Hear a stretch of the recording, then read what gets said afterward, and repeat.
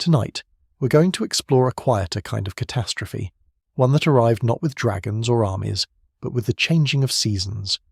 We'll journey back to the spring of 209 years after Aegon's conquest, when Westeros stood at peace, prosperous and unsuspecting, and discover how a sickness that began in distant ports transformed the Seven Kingdoms in ways that steel and fire never could.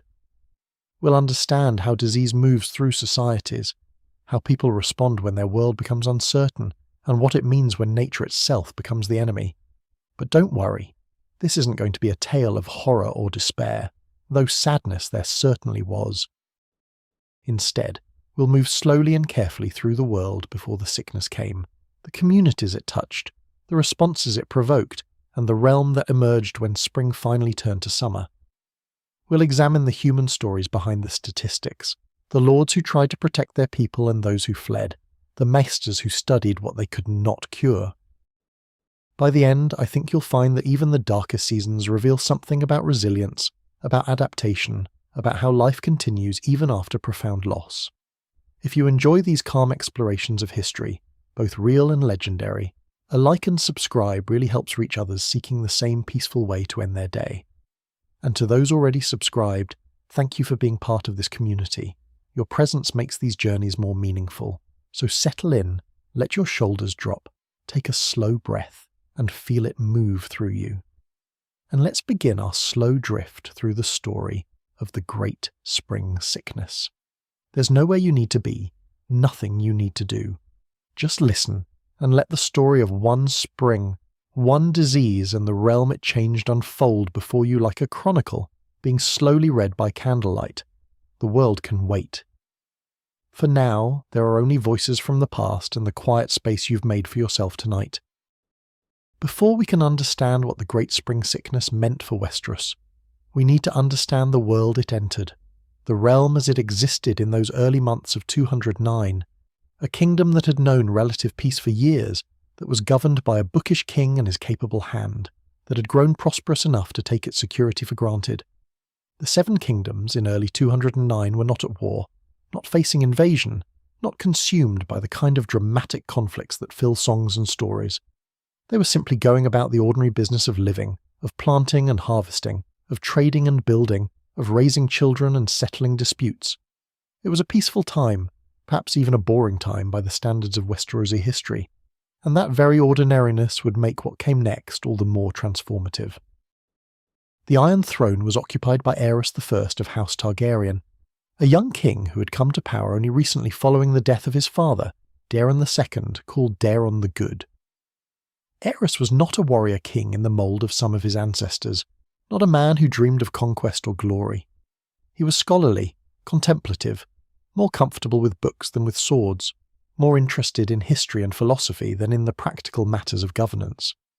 This might have been a problem for the realm, this detachment from the daily work of ruling, except that Aerys had inherited something else from his father along with the crown, a hand of the king who was both capable and experienced, a man who understood power in all its forms.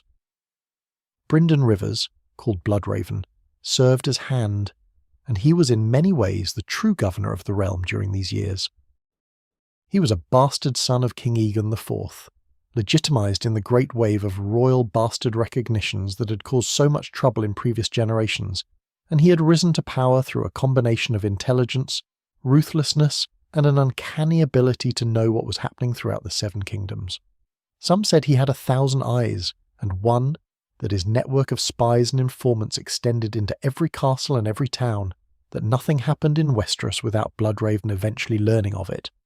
Whether these claims were exaggerated or not, it was certainly true that under his guidance, the realm functioned smoothly, that rebellions were detected before they could truly begin, that the king's peace was maintained with an efficiency that might have been admirable if it weren't also somewhat frightening. The royal family itself was relatively small in these years. The Targaryen dynasty had survived its recent troubles, the Blackfire rebellions that had torn the realm apart in the previous generation, and had emerged intact but diminished.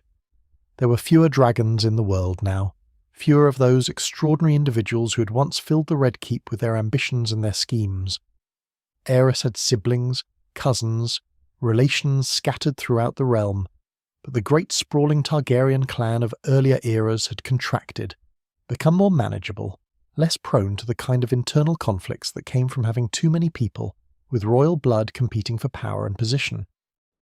In the Citadel at Old Town, a young maester named Aemon was completing his training, studying the healing arts and the mysteries of the world, not yet knowing that he was himself of royal blood, that he was Aerys's younger brother, sent to the maesters as so many spare princes had been sent before him. Aemon would later become one of the most revered maesters in the history of the Order, would serve for decades at Castle Black as maester to the Night's Watch, would live to see winters and summers beyond counting. But in 209 he was simply a student, learning his craft, unaware of how soon that craft would be tested by circumstances that would strain the Citadel's knowledge and resources to their limits. The great noble houses of Westeros were in relatively stable condition during this period. House Stark held the north as they had for thousands of years, their rule secure behind the walls of Winterfell, their people hardy and self-sufficient, accustomed to hardship and isolation. The north was always somewhat apart from the rest of the Seven Kingdoms, separated by distance and culture, by the worship of the old gods rather than the Seven, by traditions that stretched back to the Age of Heroes and beyond.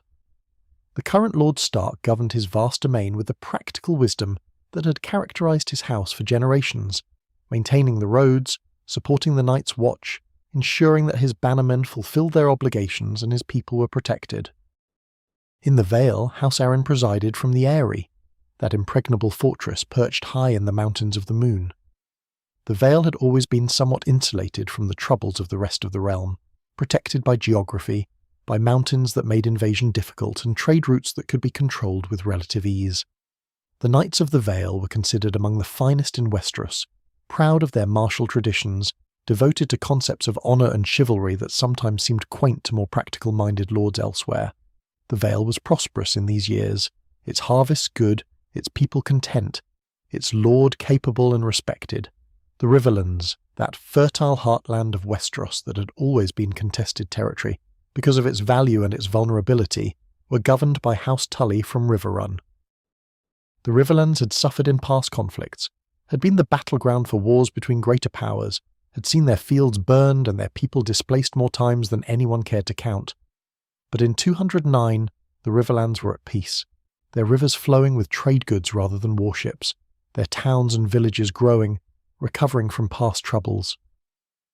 The Tullys were not the most powerful of the great houses, did not command the largest armies or the fullest treasuries, but they had survived through adaptability, through careful alliance building, through knowing when to fight and when to bend. In the west, House Lannister remained as wealthy and powerful as ever, their gold mines beneath Casterly Rock still producing the precious metal that gave them influence far beyond what their military strength alone would warrant. The Lannisters had a way of being involved in everything important that happened in the Seven Kingdoms, of having their fingers in every significant political development, of ensuring that whatever else changed, their own position remained secure. They were not loved, perhaps, not admired in the way that some houses were admired, but they were respected, feared, considered too powerful and too clever to cross without very good reason. The Reach, that breadbasket of Westeros with its endless fields and its numerous population, was ruled by House Tyrell from Highgarden. The Tyrells had come to power through Aegon's conquest, had been stewards who became lords when the last king of the Reach died on the field of fire, and they had held their position through 3 centuries of careful political management. The Reach was perhaps the most prosperous region of Westeros in these years, its farms producing abundant harvests, its towns and cities bustling with trade, its nobles wealthy and confident.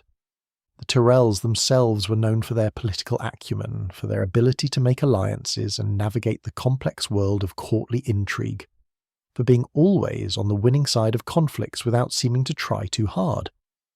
In the Stormlands, House Baratheon held Storm's End, that ancient fortress that had never fallen to siege or storm, that stood as a monument to endurance and strength.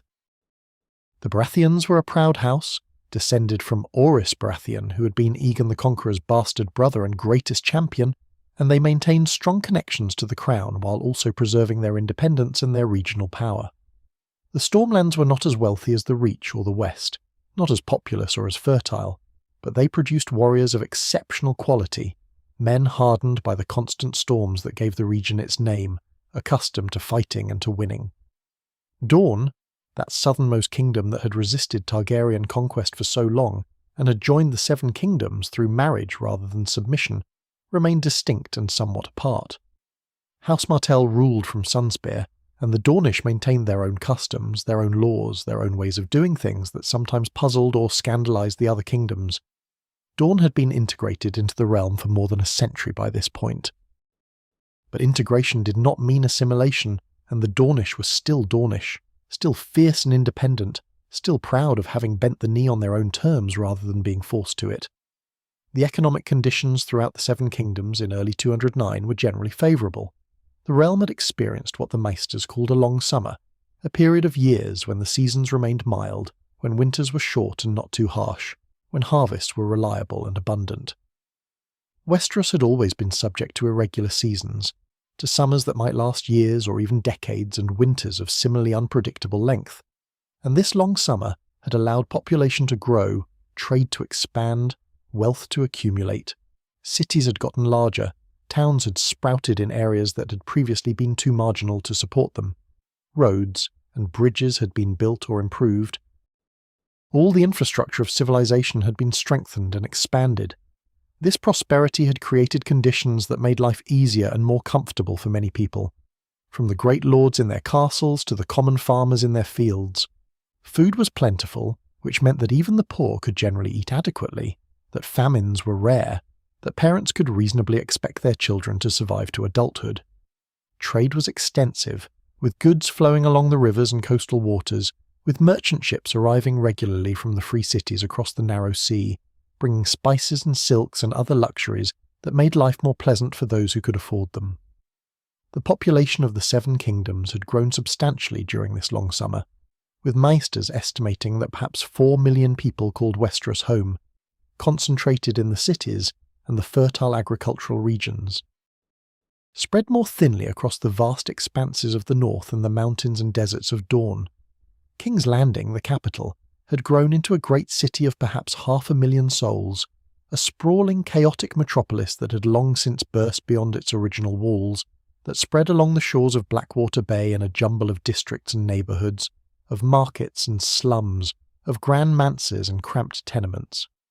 The city was the centre of royal power, of course, home to the Red Keep where the king and his court resided, to the great sept of Baelor where the Faith of the Seven maintained its most important religious site, to the dragon pit that stood empty now but still impressive, a reminder of when the Targaryens had possessed the weapons that had won them their throne.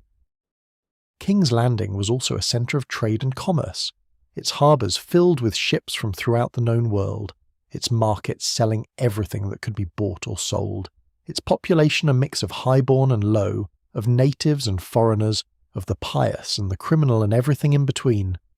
Old Town, that ancient city in the Reach that predated the Targaryen conquest by thousands of years, remained the second greatest city in Westeros, home to the Citadel where maesters trained and to the starry sept that had been the seat of the faith before Baelor built his great sept in the capital. Old Town was more orderly than King's Landing, more civilized in some ways, its streets cleaner and its governance more consistent, benefiting from the stabilizing presence of both the Citadel and House Hightower, which had ruled the city and its surrounding land since time immemorial. The population of Old Town had also grown during the long summer, swelling to perhaps 300,000, its harbour busy with trade, its scholarly institutions attracting students from throughout Westeros and beyond. Lannisport, nestled beneath Casterly Rock in the west, was the third great city, a prosperous trading port that benefited from Lannister gold and from its position on the western coast, where ships from the Summer Isles and the Sunset Sea brought exotic goods and new opportunities. The city had perhaps 200,000 residents, its wealth obvious in its well-maintained buildings and its bustling markets, in the quality of goods available and the general prosperity visible in its streets. Other cities existed throughout the realm, of course, from White Harbour in the north to Gulltown in the Vale to the various settlements along the coast and major rivers, but these three were the greatest, the most populous and most important, the places where people and goods and ideas concentrated most densely.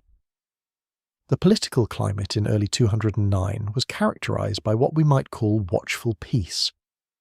The realm was not at war, but neither was it without tensions and potential conflicts. The memory of the Blackfire rebellions remained fresh enough to create anxiety, to make lords and kings nervous about loyalty and legitimacy, about who could be trusted and who might harbour secret sympathies for the exiled pretenders who claimed the Iron Throne should rightfully be theirs. Bloodraven's extensive spy network was partly a response to this anxiety, an attempt to identify and neutralise potential rebellions before they could begin, to maintain order through information and intimidation as much as through actual force. But these political tensions existed at a level above most people's daily concerns. For the common folk, for the farmers and craftsmen and merchants who made up the vast majority of the population, life in early 209 was probably about as good as it had ever been. There were the usual complaints, of course, the usual difficulties that came with being poor and powerless in a feudal society, but there was also food to eat and work to do, and a reasonable expectation that tomorrow would be much like today, that the future would extend into more or less predictable patterns. This sense of stability, of normalcy, of life proceeding according to familiar rhythms, this was perhaps the most important characteristic of the world before the Great Spring Sickness, because it was precisely this stability that would be so profoundly disrupted by what was coming. The long summer had created not just prosperity but also complacency, a sense that things would continue as they had been, that the good times would last indefinitely, or at least for long enough that there was no need to worry about preparation or precaution. The granaries were full, yes, but not over full, not stocked with the kind of reserves that a more cautious society might have maintained. The cities were crowded, which created vibrancy and economic opportunity, but also vulnerability, concentrations of people living in close proximity without adequate sanitation or clean water supplies, conditions that would matter very much when disease arrived, but that seemed like acceptable trade-offs when disease was not yet a concern. The faith of the Seven maintained its presence throughout most of the realm, with septs in every town and city, with wandering septons bringing religious comfort to even the most remote villages, with the great institutions of the faith providing not just spiritual guidance, but also practical services like healing and education, and care for the poor. The faith in these years was powerful and wealthy, its high septon a figure of considerable political influence, its teachings shaping how most Westerosi understood the world and their place in it. The Seven were seen as benevolent deities who rewarded virtue and punished sin, who maintained cosmic order and could be appealed to for protection and assistance. This faith in divine providence, this sense that the gods watched over the faithful and would not allow catastrophe to befall the righteous, this too was part of the world before the sickness, a confidence that would be severely tested by events that seemed to strike down the pious and the wicked with equal indifference. In the north, where the old gods were still worshipped, where the faith of the Seven had never fully taken hold, the religious landscape was different, but the underlying assumptions were similar. The old gods were less personal than the Seven, less involved in human affairs, but they too represented a kind of cosmic order, a sense that the world operated according to principles that, while mysterious, were ultimately comprehensible and just. The weirwoods with their carved faces watched over the north, and those who prayed before them felt connected to something ancient and powerful, something that would endure regardless of what human concerns might arise. The Citadel, that great institution of learning and healing, stood ready to respond to whatever challenges might emerge. The maesters had accumulated centuries of knowledge about disease and its treatment, about herbs and potions that could ease suffering or promote healing, about the importance of cleanliness and rest and proper diet in recovering from illness. They understood that diseases could spread from person to person, that quarantine could sometimes slow or stop epidemics, that certain practices like burning contaminated materials or isolating the sick could protect the healthy. This knowledge was incomplete, of course, based on observation and tradition rather than on a true understanding of how disease actually worked, but it represented the best that medieval medicine could offer, and it would be mobilized fully when the need arose. The world of 209 then was a world at peace, prosperous, confident, unprepared. It was a world where life expectancy had been gradually increasing, where childhood mortality, while still high by modern standards, was lower than it had been in harsher times, where people could reasonably hope to see their grandchildren and even their great-grandchildren. It was a world where trade connected distant regions, where ideas and goods flowed along established routes, where the future seemed likely to resemble the past in its essential contours. It was a world that had forgotten, if it had ever truly known, how quickly everything could change, how fragile civilization was, how dependent human life and human society were on conditions remaining stable and favourable. Spring was coming to Westeros in 209, and with it would come a reminder that nature does not care about human plans or human prosperity, that disease and death are always present, always waiting for the right conditions to emerge from the shadows and reshape the world according to their own inhuman logic.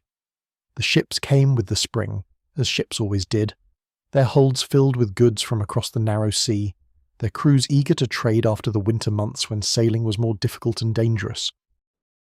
They arrived at Old Town first, or perhaps they arrived at King's Landing or Lannisport.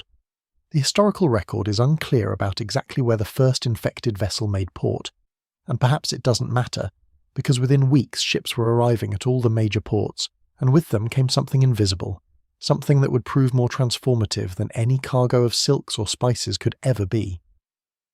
The Great Spring Sickness did not announce itself with trumpets or declarations.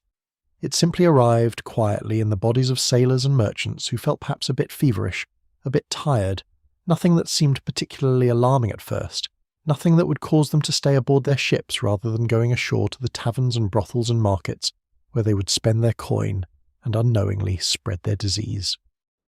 Understanding how the sickness spread requires us to consider how people in Westeros understood disease itself, and here we encounter one of the great gaps between medieval knowledge and what we now know to be true. The masters of the Citadel had theories about illness, of course, accumulated over centuries of observation and study. They understood that some diseases seemed to pass from person to person, that isolating the sick could sometimes protect the healthy, that certain conditions like crowding and poor sanitation made disease more likely. But they did not understand disease as we understand it now, did not know about the tiny living things too small to see that actually caused infection, did not comprehend the mechanisms by which illness truly spread. Instead, they thought in terms of miasmas, of bad air and corrupt humours, of imbalances in the body that needed to be corrected through bleeding or purging, or the application of various herbs and compounds. This gap in understanding would prove crucial in how the sickness was initially handled. When the first cases appeared in Old Town, appearing as they seemed to do among the poorest districts near the harbour, among the sailors and dock workers and those who serviced them, the response was based on the best knowledge available but was ultimately insufficient to the task at hand. The sick were moved to separate quarters, isolated from the healthy population, which was good, which showed an understanding that proximity to the ill was dangerous. But the understanding of just how easily the disease spread, of how many different ways it could pass from one person to another, this was incomplete, and so the measures taken were partial, inconsistent, undermined by gaps in knowledge and by practical difficulties that would have challenged even a more informed response. The symptoms of the Great Spring Sickness were distinctive enough that once you had seen them, you would recognise them again, though at first they might have seemed like any of a dozen common illnesses that passed through crowded cities every year. It began with fever, a sudden onset of heat in the body that left victims shivering even as they burned, their skin flushed and hot to the touch, their eyes glazed with the particular look that high fever brings. Then came the chills, violent shaking that made sleep impossible, that left victims exhausted and weakened, unable to eat or drink properly, their bodies consuming themselves in the effort to fight whatever had invaded them. The cough followed, a deep rattling sound that seemed to come from the very centre of the chest, that brought up blood-flecked phlegm, that left victims gasping and struggling for breath, their lungs filling with fluid that their bodies could not clear. The progression of the disease was relatively swift in most cases. A person might feel fine in the morning, notice a slight fever by midday, and be seriously ill by evening, confined to bed and struggling with chills and cough.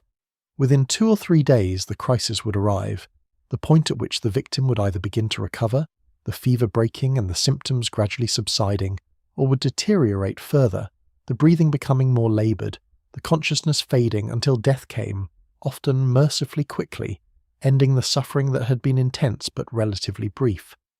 This swiftness was both blessing and curse. a blessing because those who died did not linger for weeks in agony, a curse because it gave little time to prepare, little warning before a seemingly healthy person became a corpse requiring burial. The mortality rate of the Great Spring Sickness is difficult to establish with precision, because record-keeping during the epidemic was understandably disrupted, because many deaths went unrecorded, because the numbers that were recorded were often estimates or guesses rather than careful counts. But the general understanding among historians who have studied this period is that perhaps 1 person in 3 who contracted the disease died from it, a horrifying proportion that meant that in areas where the sickness spread widely, the death toll could be staggering. This was not the worst disease in history, not as deadly as some plagues that killed 9 out of 10 victims, but it was deadly enough, more than deadly enough to transform communities and regions, to leave lasting scars on the population and the landscape. The first responses to the appearance of the disease were local and improvised. In Old Town, where the sickness seems to have gained its first significant foothold, the City Watch attempted to quarantine affected neighbourhoods, posting guards at the entrances to prevent people from leaving and potentially spreading the disease further. This was a reasonable measure based on the understanding that isolation could limit spread, but it was also deeply problematic in practice. People did not want to be trapped in areas where disease was rampant, quite naturally wanted to flee to safety, and so there was resistance, sometimes violent resistance to the quarantine efforts. Guards were bribed or overpowered, walls were climbed, boats were used to escape along the waterways, and each successful escape potentially carried the disease to new areas that had previously been unaffected. The maesters at the Citadel responded with the tools they had available, dispatching healers to tend the sick, sending ravens to other cities and to the capital warning of the disease and recommending precautions, beginning studies of the victims to try to understand what caused the illness and how it might be treated. Maester Eamon, still a young man completing his training, would have been part of these efforts, would have seen the sick and the dying, would have learned lessons about the limits of healing arts and the power of disease that would stay with him throughout his long life. The Citadel's response was professional and dedicated, maesters risking their own lives to study and treat a disease they did not fully understand, but dedication and courage could not compensate for the fundamental gaps in medical knowledge that characterized the era. The speed with which the disease spread was perhaps the most alarming aspect of the early outbreak. Within weeks of the first cases being identified in Old Town, similar reports were coming from King's Landing, from Lannisport, from smaller port towns and fishing villages along the coasts. The pattern was clear enough even to medieval observers. The disease was travelling with the ships, being carried by sailors and merchants and passengers who moved along the trade routes that connected the cities of Westeros to each other and to the wider world beyond the narrow sea. This understanding led to calls for closing the ports, for refusing to allow ships to dock, for cutting off the trade that was bringing the disease into the realm. But closing the ports was easier proposed than accomplished. The economy of the coastal cities depended on trade, on the constant flow of goods and people that came by sea. Merchants objected that they would be ruined if ships could not dock and unload their cargoes. City governments worried about food shortages if grain shipments from other regions were turned away. Ship captains argued that they and their crews were healthy, that they should not be punished for the misfortune of others, that preventing them from landing was both unjust and impractical since they needed fresh water and supplies to continue their voyages. The debate over port closures dragged on while the disease continued to spread, and by the time some cities did implement strict controls on shipping, it was already too late. The sickness was already ashore and moving through the population according to its own logic. From the ports, the disease moved inland, following the rivers and the roads, carried by travellers who did not yet know they were sick, who felt well enough to continue their journeys and only developed symptoms after they had moved on to new locations. A merchant might leave King's Landing feeling fine, travel for several days upriver into the riverlands, begin to feel feverish, and seek shelter at an inn or in a village, and within days that inn or village would have its own cases, its own crisis to manage.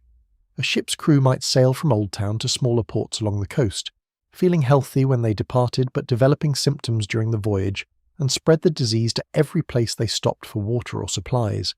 This pattern of spread, this movement along the arteries of trade and travel, meant that the disease did not affect all areas equally or simultaneously. Some regions were struck early and hard, others remained untouched for weeks or months, isolated by geography or by fortunate accident from the main currents of infection. The Reach, with its numerous population and its extensive trade connections, was affected relatively early and severely. The Riverlands, lying along the major water routes, similarly saw widespread infection. The North, distant and less connected to southern trade networks, was affected later and less severely, though when the disease did arrive in northern towns and villages, it was no less deadly than it had been in the south. The reaction of common people to the first appearance of the disease in their communities varied depending on many factors, on their previous experience with epidemic illness, on the guidance they received from lords and maesters and septons, on their own personalities and circumstances. Some people panicked, fled their homes and communities in desperate attempts to escape the sickness, taking to the roads without clear destinations, hoping that movement itself would somehow protect them. This flight often had the opposite effect, spreading the disease to areas that might otherwise have been spared, as refugees carried infection with them and distributed it widely across the countryside. Others responded with resignation or with faith, believing that if the gods had decreed that sickness should come, then flight was useless and perhaps even impious, an attempt to escape divine will. These people stayed in their homes, cared for sick family members as best they could, prayed for deliverance or at least for a quick end if death was to come. Their faith was sometimes rewarded with survival, though whether because of divine favour or simple chance was impossible to say, and many of the pious died just as the faithless died, the disease making no apparent distinction between the virtuous and the wicked. Still others tried to help, to organise community responses, to care for the sick and comfort the dying, to maintain some semblance of normal life and social order in the face of crisis. These were often the most respected members of communities, the local lord or his steward, the septon or scepter, the wise woman who knew herbs and healing, the wealthy merchant who could afford to be generous, the simple, good-hearted neighbour who could not stand by while others suffered. Many of these helpers died, of course, their close contact with the sick exposing them to heavy doses of infection, their service to others becoming the mechanism of their own demise. But many also survived, and their efforts made genuine differences, kept communities from dissolving entirely into chaos, provided comfort and practical assistance that, while it could not cure the disease, at least made its passage through the community somewhat more bearable.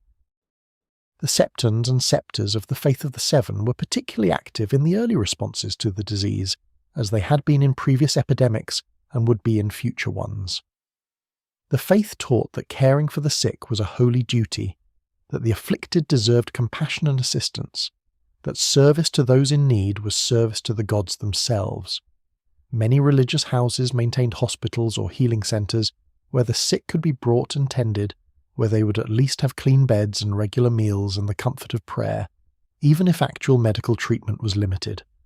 These institutions filled quickly when the Great Spring Sickness arrived, and septons and scepters worked to exhaustion, caring for the waves of victims who arrived seeking help. The toll on the faith's ordained servants was severe. Septons and scepters died in large numbers, their constant exposure to the sick making infection almost inevitable, their dedication to their calling preventing them from taking the kinds of precautions that might have protected them.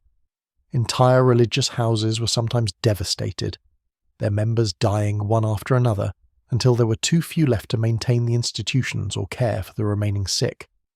The loss of these religious figures had effects beyond the immediate tragedy of their deaths, because they had been the ones who maintained social cohesion, who provided moral authority, who organised charitable efforts and kept records and performed the countless small services that held communities together. Their absence left gaps that were not easily filled. The initial phase of the Great Spring Sickness, these first weeks and months when the disease was spreading but had not yet reached its full extent, when communities were just beginning to understand what they were facing, was characterised by a kind of confused urgency. People knew that something terrible was happening, that the disease was deadly and spreading, that action needed to be taken, but they did not know what action would be effective, did not have clear guidance or proven strategies, were making decisions based on incomplete information and uncertain theories. It was a time of noble efforts and tragic mistakes, of courage and panic existing side by side, of society attempting to organise a response to a crisis that moved faster than human institutions could adapt. Trade began to decline not just because of port closures where they were implemented, But because merchants were reluctant to travel to affected areas, because buyers were scarce when people were sick or dying or fleeing, because the normal mechanisms of commerce broke down in the face of epidemic disease, this decline in trade had immediate economic effects, prices for some goods rising sharply as supplies diminished, prices for other goods falling as demand collapsed, markets that had been bustling with activity becoming quiet and sparse. The economic disruption added to the general sense of crisis, created additional hardships for people who were already struggling with disease and death, made recovery more difficult for communities that needed resources to care for their sick and bury their dead. By late spring of 209, perhaps 2 or 3 months after the first cases had appeared, the Great Spring Sickness was established throughout most of the Seven Kingdoms, present in every major city, spreading through the towns and villages, beginning to penetrate even into rural areas that had little contact with the outside world. The initial phase was ending. The phase when the disease was new and its patterns unclear, and the realm was entering a new phase, one where the full scope of the catastrophe was becoming apparent, where the question was no longer whether the disease would spread, but how much damage it would do before it finally burned itself out. The quiet spring of 209, that season that had begun with such promise and such ordinary concerns, had become something else entirely, a time that would be remembered not for its peace or prosperity, but for the sickness that transformed the Seven Kingdoms in ways both obvious and subtle, both immediate and lasting. The disease that had begun in the port cities did not remain contained there, did not respect the walls or the wishes of those who hoped that isolation and distance might provide protection. The Great Spring Sickness moved outward from its initial footholds with a kind of terrible inevitability, following the patterns of human movement and contact. Spreading along roads and rivers, jumping from town to village to isolated farmstead, transforming from a crisis affecting particular places into a realm-wide catastrophe that touched nearly every corner of the Seven Kingdoms. The progression was not uniform, not a steady wave moving across the map, but rather a complex pattern of outbreaks and spread, with some areas struck hard and quickly, while others remained relatively untouched for weeks or months before the disease finally arrived in their communities as well. From King's Landing, the disease moved up the King's Road, that great artery that connected the capital to the north, carried by travellers who had business in the city and then departed for their homes, by merchants transporting goods, by messengers carrying ravens and letters, by all the ordinary traffic that moved along Westeros's most important road. The settlements along the King's Road were struck in sequence. The disease appearing first in the inns and villages closest to the capital, and then progressively farther north as infected travellers carried it with them. Each inn became a potential point of transmission, each village a new outbreak, the disease leapfrogging from place to place faster than any warning could travel, faster than attempts at quarantine or prevention could be organised. The riverlands, that fertile heartland crossed by numerous waterways, proved particularly vulnerable to the spread of disease. Rivers that had always been highways of commerce and connection now became highways of infection as well, boats and barges carrying the sickness along with their more conventional cargoes. Towns along the Trident and its tributaries, settlements that depended on river trade for their prosperity, found that their advantageous positions made them especially exposed to epidemic disease.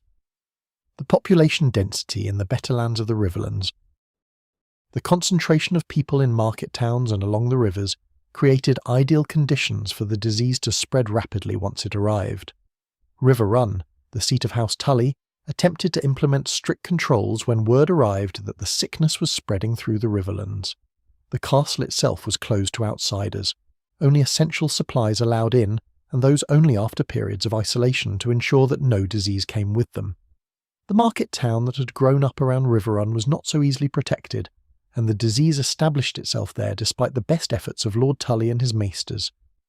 The mortality in the town was severe, perhaps 1 death for every 3 people who fell ill, and the bodies accumulated faster than they could be properly buried, requiring mass graves to be dug outside the walls, disturbing the earth that had been farmland and turning it into a place of sorrow and remembrance. The Vale of Arryn, protected by its mountains, fared somewhat better than many regions, though better is a relative term when discussing epidemic disease. The difficulty of travel through the Mountains of the Moon meant that the disease spread more slowly into the Vale, that there were fewer points of entry for infection to establish itself. The ports of the Vale, particularly Gulltown, were affected as ports everywhere were affected, but the interior regions, the small holds and villages scattered through the valleys, remained relatively isolated and in some cases escaped the worst of the outbreak. The area itself, perched high on its mountain with access controlled by a narrow and treacherous path, was able to effectively seal itself off, and the Arryn family survived the plague largely intact, watching from their impregnable fortress as the lands below suffered. In the north, the great distances and sparse population that had always made the region difficult to govern now provided some protection against disease. The sickness arrived later in the north than in the southern kingdoms, carried by ships to White Harbour, and then spreading slowly inland along the limited road network. Winterfell, warned of what was coming by ravens from the south, prepared as best it could, stockpiling supplies and limiting contact with travellers, but preparation could only do so much when the disease was as contagious as the spring sickness proved to be. Northern villages, small and isolated, sometimes saw the disease burn through their entire population in a matter of weeks. The infected having nowhere to go and the healthy having limited ability to flee or isolate themselves in communities where everyone knew everyone and mutual dependence was a fact of life. The response to the spreading disease varied considerably by region and by the character and capabilities of local leadership. Some lords took aggressive action, implementing quarantines, organising care for the sick, attempting to maintain order and prevent panic. Others were paralysed by the scope of the crisis, unable to formulate effective responses, their courts divided between those who wanted strict measures and those who feared that such measures would cause more harm than the disease itself. Still others simply fled, abandoning their responsibilities and their people, taking their families to remote hunting lodges or isolated castles, hoping that distance and isolation would protect them while their subjects faced the epidemic without leadership or support. The attempts at quarantine, well-intentioned though they were, proved largely ineffective in containing the spread of disease. The practical difficulties were immense, requiring the ability to identify who was sick and who was not, to separate the infected from the healthy, to maintain separations over time despite people's natural desire to care for sick family members or to flee from danger. The incomplete understanding of how disease spread meant that quarantine measures were inconsistently applied, with gaps that allowed infection to leak through, and there was the fundamental problem that people would not voluntarily remain in plague-stricken areas if they had any means of leaving, would not accept being locked into infected districts to die alongside their neighbours if there was any possibility of escape. The failure of quarantine measures was not due to lack of effort or good intentions, but rather to the mismatch between what needed to be done and what was actually possible given medieval technology, knowledge, and social structures. To truly contain an epidemic disease requires the ability to rapidly identify cases, to trace contacts, to enforce separations, to provide for people's basic needs while they are isolated, all of which demanded resources and capabilities that simply did not exist in Westeros of 209. The maesters knew that isolation could help, had seen it work in small-scale situations with other diseases, but scaling up from isolating a single sick individual to quarantining entire neighbourhoods, or towns or regions proved beyond the practical capacity of the society to achieve. As the disease spread through the countryside, it encountered populations that were in some ways more vulnerable and in other ways more resilient than urban populations. Rural people generally lived less densely than city dwellers. Their homes spread across the landscape rather than pressed together in crowded streets, and this lower density meant that casual transmission was less likely, that the disease might spread more slowly through farming communities than through urban slums. But rural people also had less access to medical care such as it was, were farther from maesters and healing establishments, more dependent on local wise women and herbal remedies that might or might not have any effectiveness against the particular disease they faced. The timing of the outbreak, arriving in spring when planting season was underway, had significant implications for agriculture and food security. Farmers who fell sick could not work their fields, could not plant the crops that would be needed for the coming year's harvest. Those who died left their holdings without labour, their families without breadwinners, their fields potentially fallow at the crucial moment when seeds should have been going into the ground. In some areas, substantial portions of the spring planting simply did not happen, fields lying empty because there was no one healthy enough to work them, and this failure would have consequences that extended well beyond the immediate crisis of the plague itself, creating food shortages later in the year and into the following year when the missing harvests should have been feeding the population. The disease's impact on children was particularly severe, as epidemic diseases often affected the very young disproportionately. Children's still developing bodies were less able to fight off infection, and the mortality rate among those under the age of 10 was noticeably higher than among healthy adults in their prime. This meant that families lost children at devastating rates, that parents faced the unbearable grief of burying their sons and daughters, sometimes multiple children from the same family dying within days of each other. The psychological impact of this loss, the trauma of watching children suffer and die, was profound and lasting, marking the survivors in ways that would affect them for the rest of their lives. The elderly, too, suffered disproportionately from the spring sickness. Those who had survived many years, who had accumulated wisdom and experience, who served as the living memory of their communities, fell to the disease in large numbers, their aged bodies unable to mount effective defences against the infection. The loss of the elderly meant the loss of knowledge, of skills passed down through generations, of stories and traditions that existed only in memory and would now be forgotten. In a society without widespread literacy, where most knowledge was transmitted orally from one generation to the next, the death of many elders simultaneously represented a cultural catastrophe, alongside the personal tragedies of families losing their grandparents and great-grandparents. The response of the Faith of the Seven to the spreading plague was complex and sometimes contradictory. On one hand, septons preached that the disease was a test from the gods, an opportunity to demonstrate faith through service to the suffering, and many religious worked tirelessly to care for the sick and comfort the dying, living their faith through action in the face of terrible danger. On the other hand, there were also those who interpreted the plague as divine punishment, who preached that the Seven were angry with humanity for its sins, that repentance and prayer were needed to turn aside the gods' wrath. This latter interpretation sometimes led to extreme responses, to public displays of penitence, to searching for scapegoats who could be blamed for having brought divine anger upon the community. In some places, the search for someone to blame for the plague led to persecution of outsiders, of strangers who might be accused of bringing the disease to previously unaffected communities. Foreign merchants, travelling performers, anyone who seemed different or who had arrived recently became potential targets for communities looking for explanations for their suffering, for some way to assert control over a situation that felt completely beyond control. These persecutions were sporadic and localised rather than systematic, and many communities rejected such scapegoating. But where it did occur, it added human cruelty to the natural cruelty of disease, compounded suffering that was already profound. The breakdown of normal trade and commerce continued to accelerate as the plague spread. Markets that had once been held weekly or monthly were cancelled when too few people were healthy enough to attend, or when authorities feared that gatherings would spread disease. Caravans that had once moved regularly along the roads carrying goods from region to region stopped running when merchants feared for their lives, or when they could not find workers willing to travel through plague-affected areas. This disruption of trade meant that regions could not easily obtain goods from elsewhere, that surpluses in one area could not be moved to address shortages in another, that the normal economic mechanisms that distributed resources throughout the Seven Kingdoms simply stopped functioning effectively. The impact on crafts and skilled trades was significant. When a master craftsman died, his apprentices might not yet have learned all his skills, his workshop might close, his particular expertise might be lost to the community. When multiple craftsmen in the same field died, entire industries could be disrupted, towns could find themselves unable to obtain necessary goods or services because the people who provided them were gone.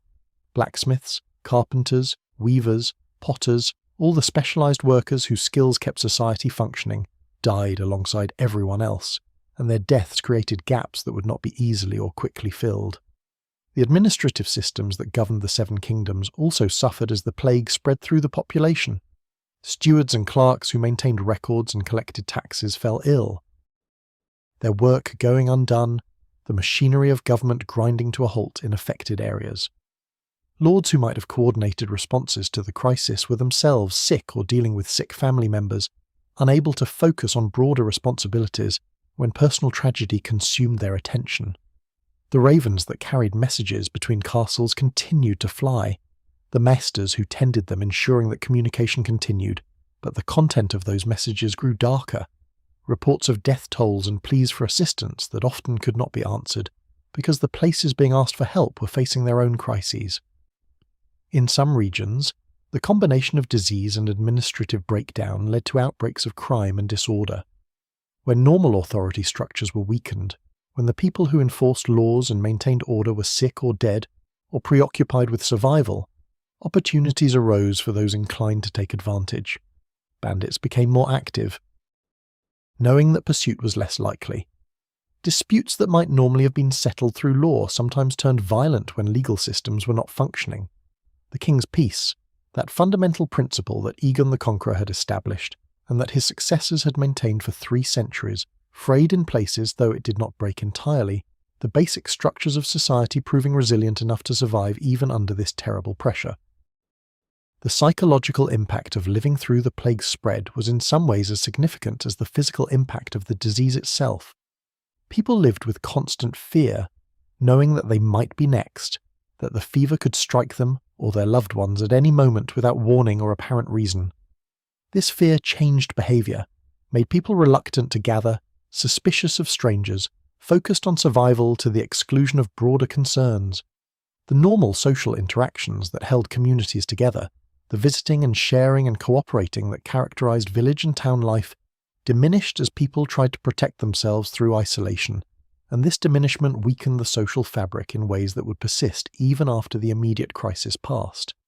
Yet alongside the fear and the isolation, there were also examples of extraordinary courage and compassion. People who risked their own lives to care for sick neighbours, who took in orphaned children, who shared scarce resources with those in greater need, who maintained hope and humanity in circumstances that might have justified despair and selfishness.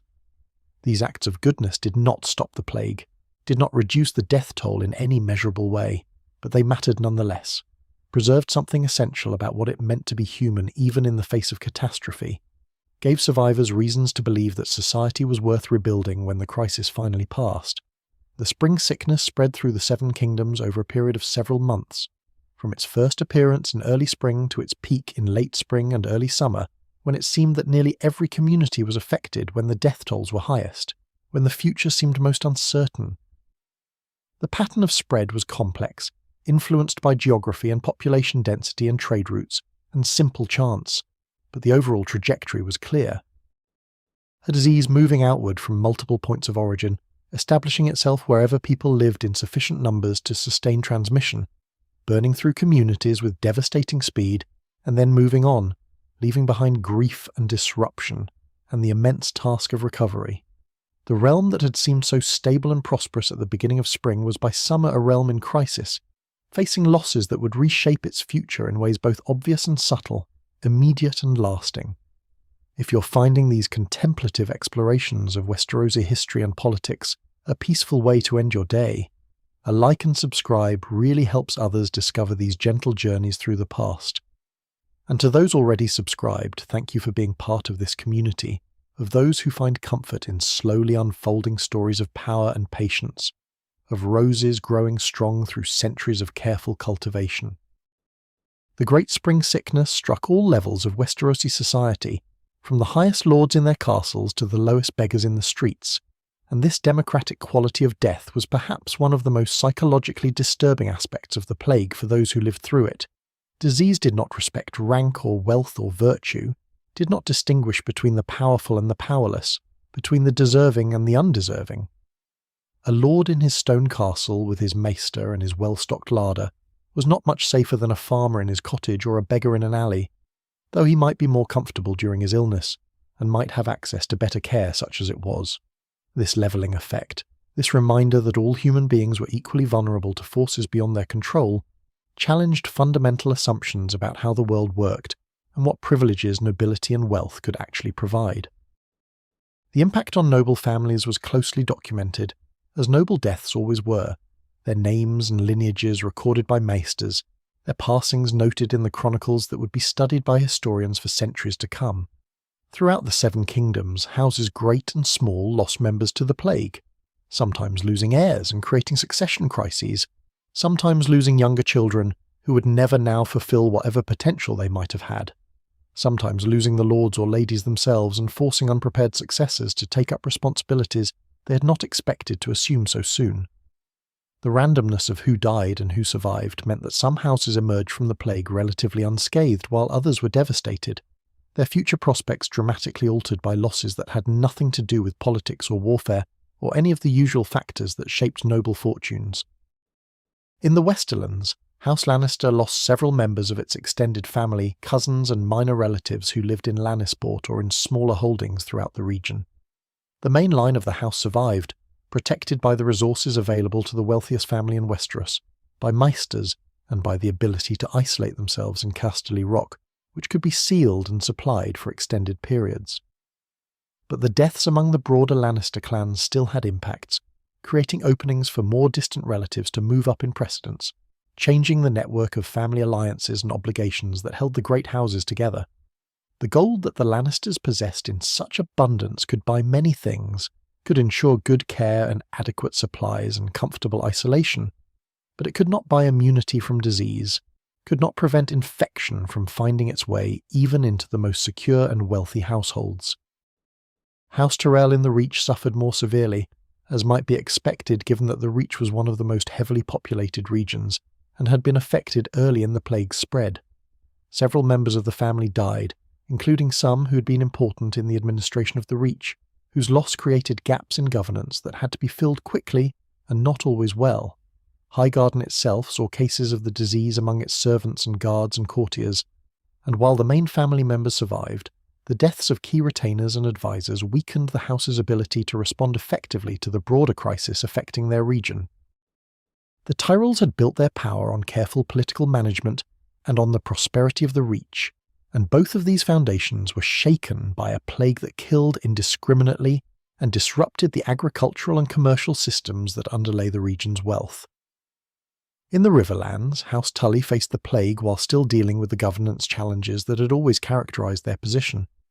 The Riverlords were notoriously fractious, their loyalties to House Tully sometimes uncertain, their own conflicts with each other a constant concern, and the plague added new stresses to an already complex political situation.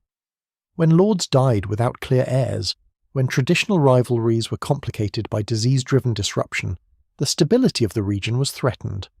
House Tully worked to maintain order, to mediate disputes, to ensure that the plague did not become an opportunity for ambitious lords to advance their positions at the expense of their neighbours. But it was difficult work made more difficult by the fact that the Tullys themselves were dealing with illness in their own household and among their own people.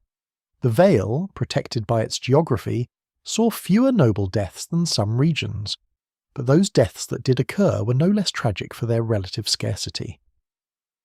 Several knights died, men who had been celebrated for their martial prowess and their adherence to the codes of chivalry that the Vale prized so highly, brought down not by combat but by disease that cared nothing for honour or skill at arms.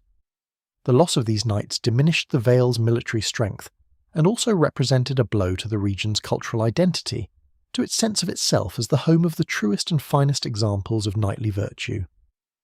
Young squires who should have learned from these masters would now have to find other teachers, or would learn imperfectly. And the chain of knowledge and tradition that passed from one generation of knights to the next was weakened. In Dorne, where the cultural practices around death and mourning were somewhat different from the rest of the Seven Kingdoms, the plague nonetheless caused profound disruption. House Martell lost members, as did many of the other Dornish houses, and the distinctive Dornish approach to gender and succession, where daughters inherited equally with sons, meant that the deaths of heirs sometimes had different implications than they would have had elsewhere. The Dornish had always prided themselves on their ability to resist outside threats, had a long history of defying invasions and maintaining their independence, but disease was an enemy that could not be resisted through the guerrilla tactics and desert warfare that had served them so well against human opponents.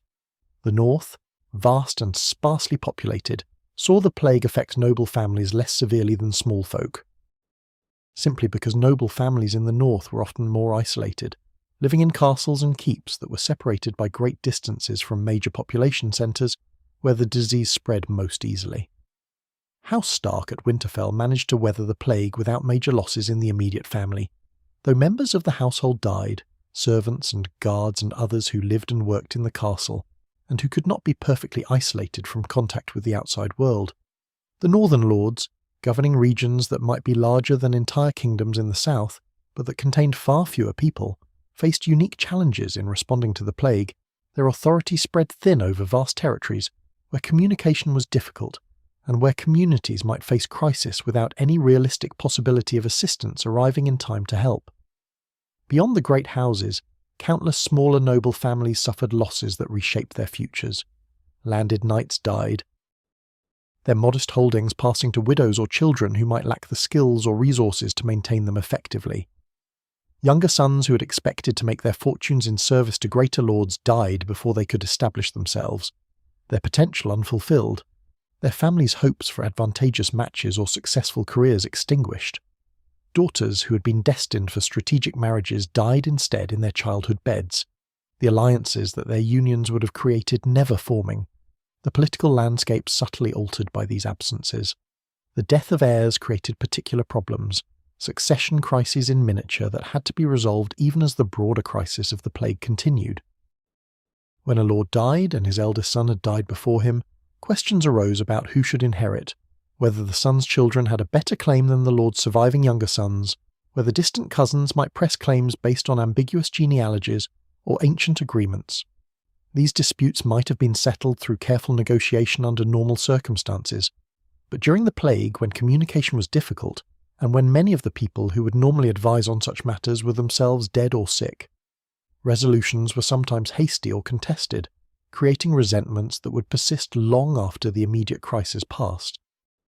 For the Smallfolk, the common people who made up the vast majority of Westeros's population, the plague was if anything more devastating than it was for the nobility. The poor lived in more crowded conditions, had less access to care, had fewer resources to draw upon when illness prevented them from working. In the cities, where the poor were concentrated in districts of narrow streets and cramped buildings, where many people lived in single rooms with their entire families, where sanitation was poor and clean water scarce, the conditions for disease transmission were nearly ideal.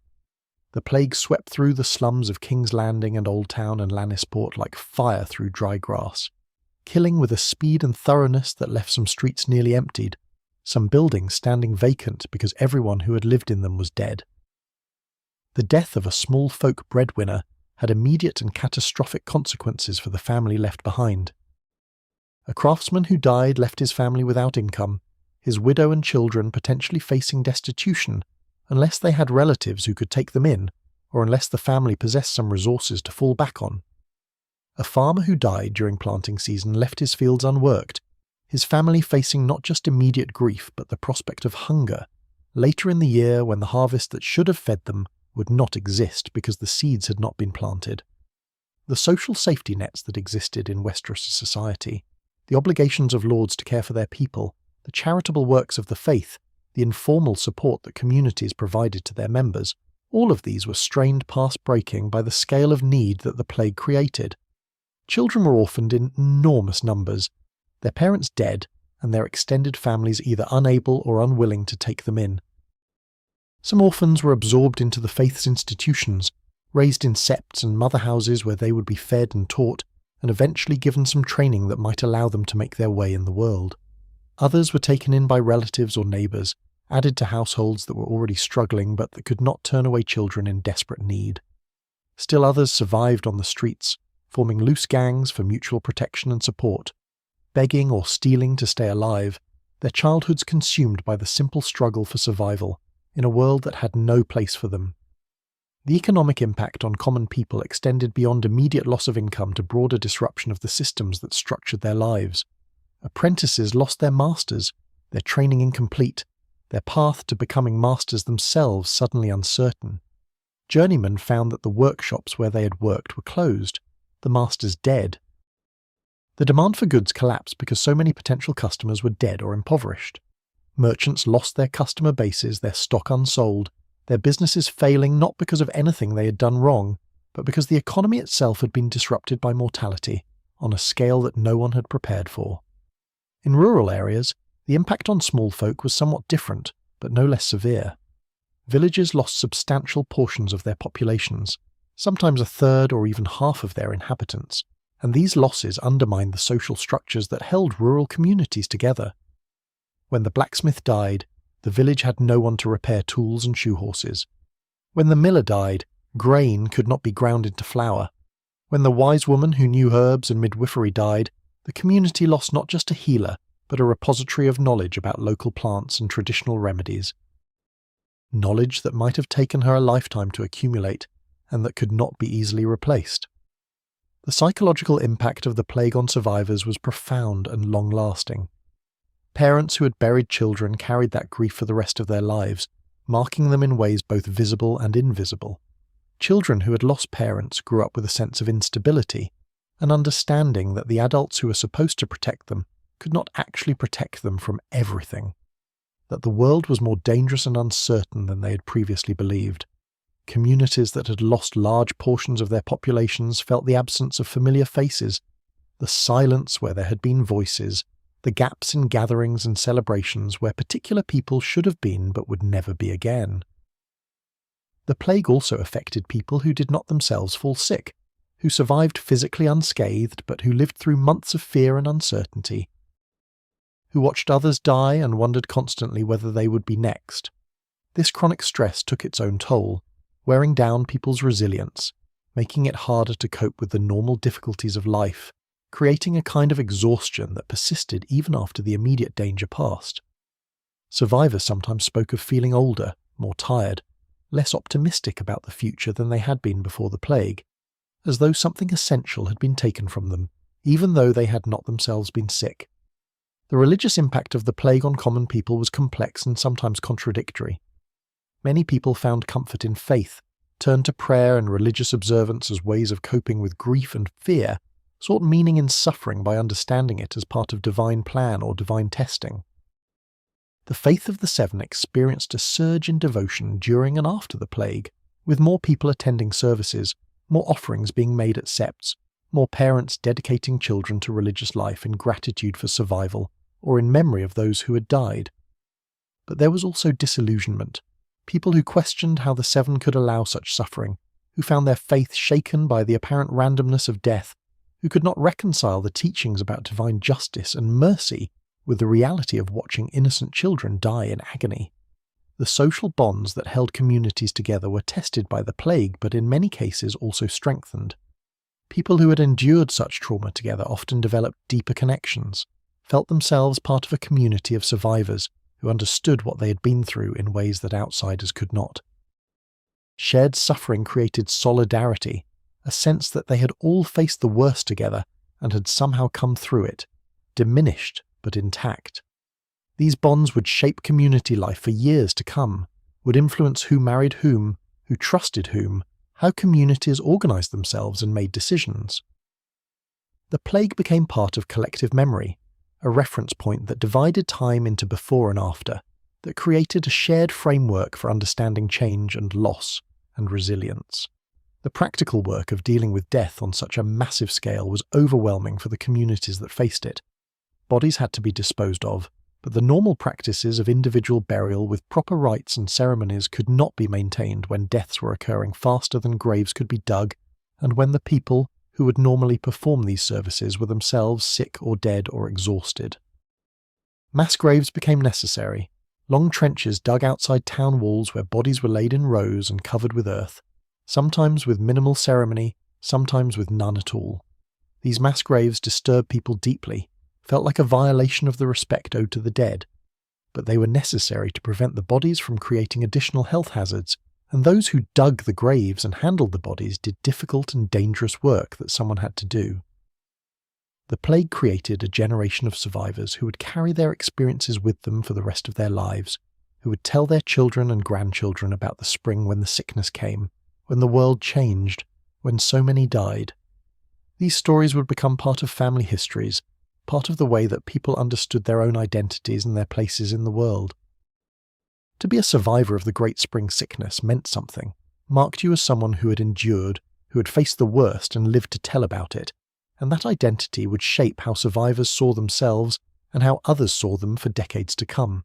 The response of the Iron Throne to the Great Spring sickness reveals much about both the capabilities and the limitations of centralized government in medieval Westeros, about what a king could and could not do when faced with a crisis that affected every corner of his realm simultaneously.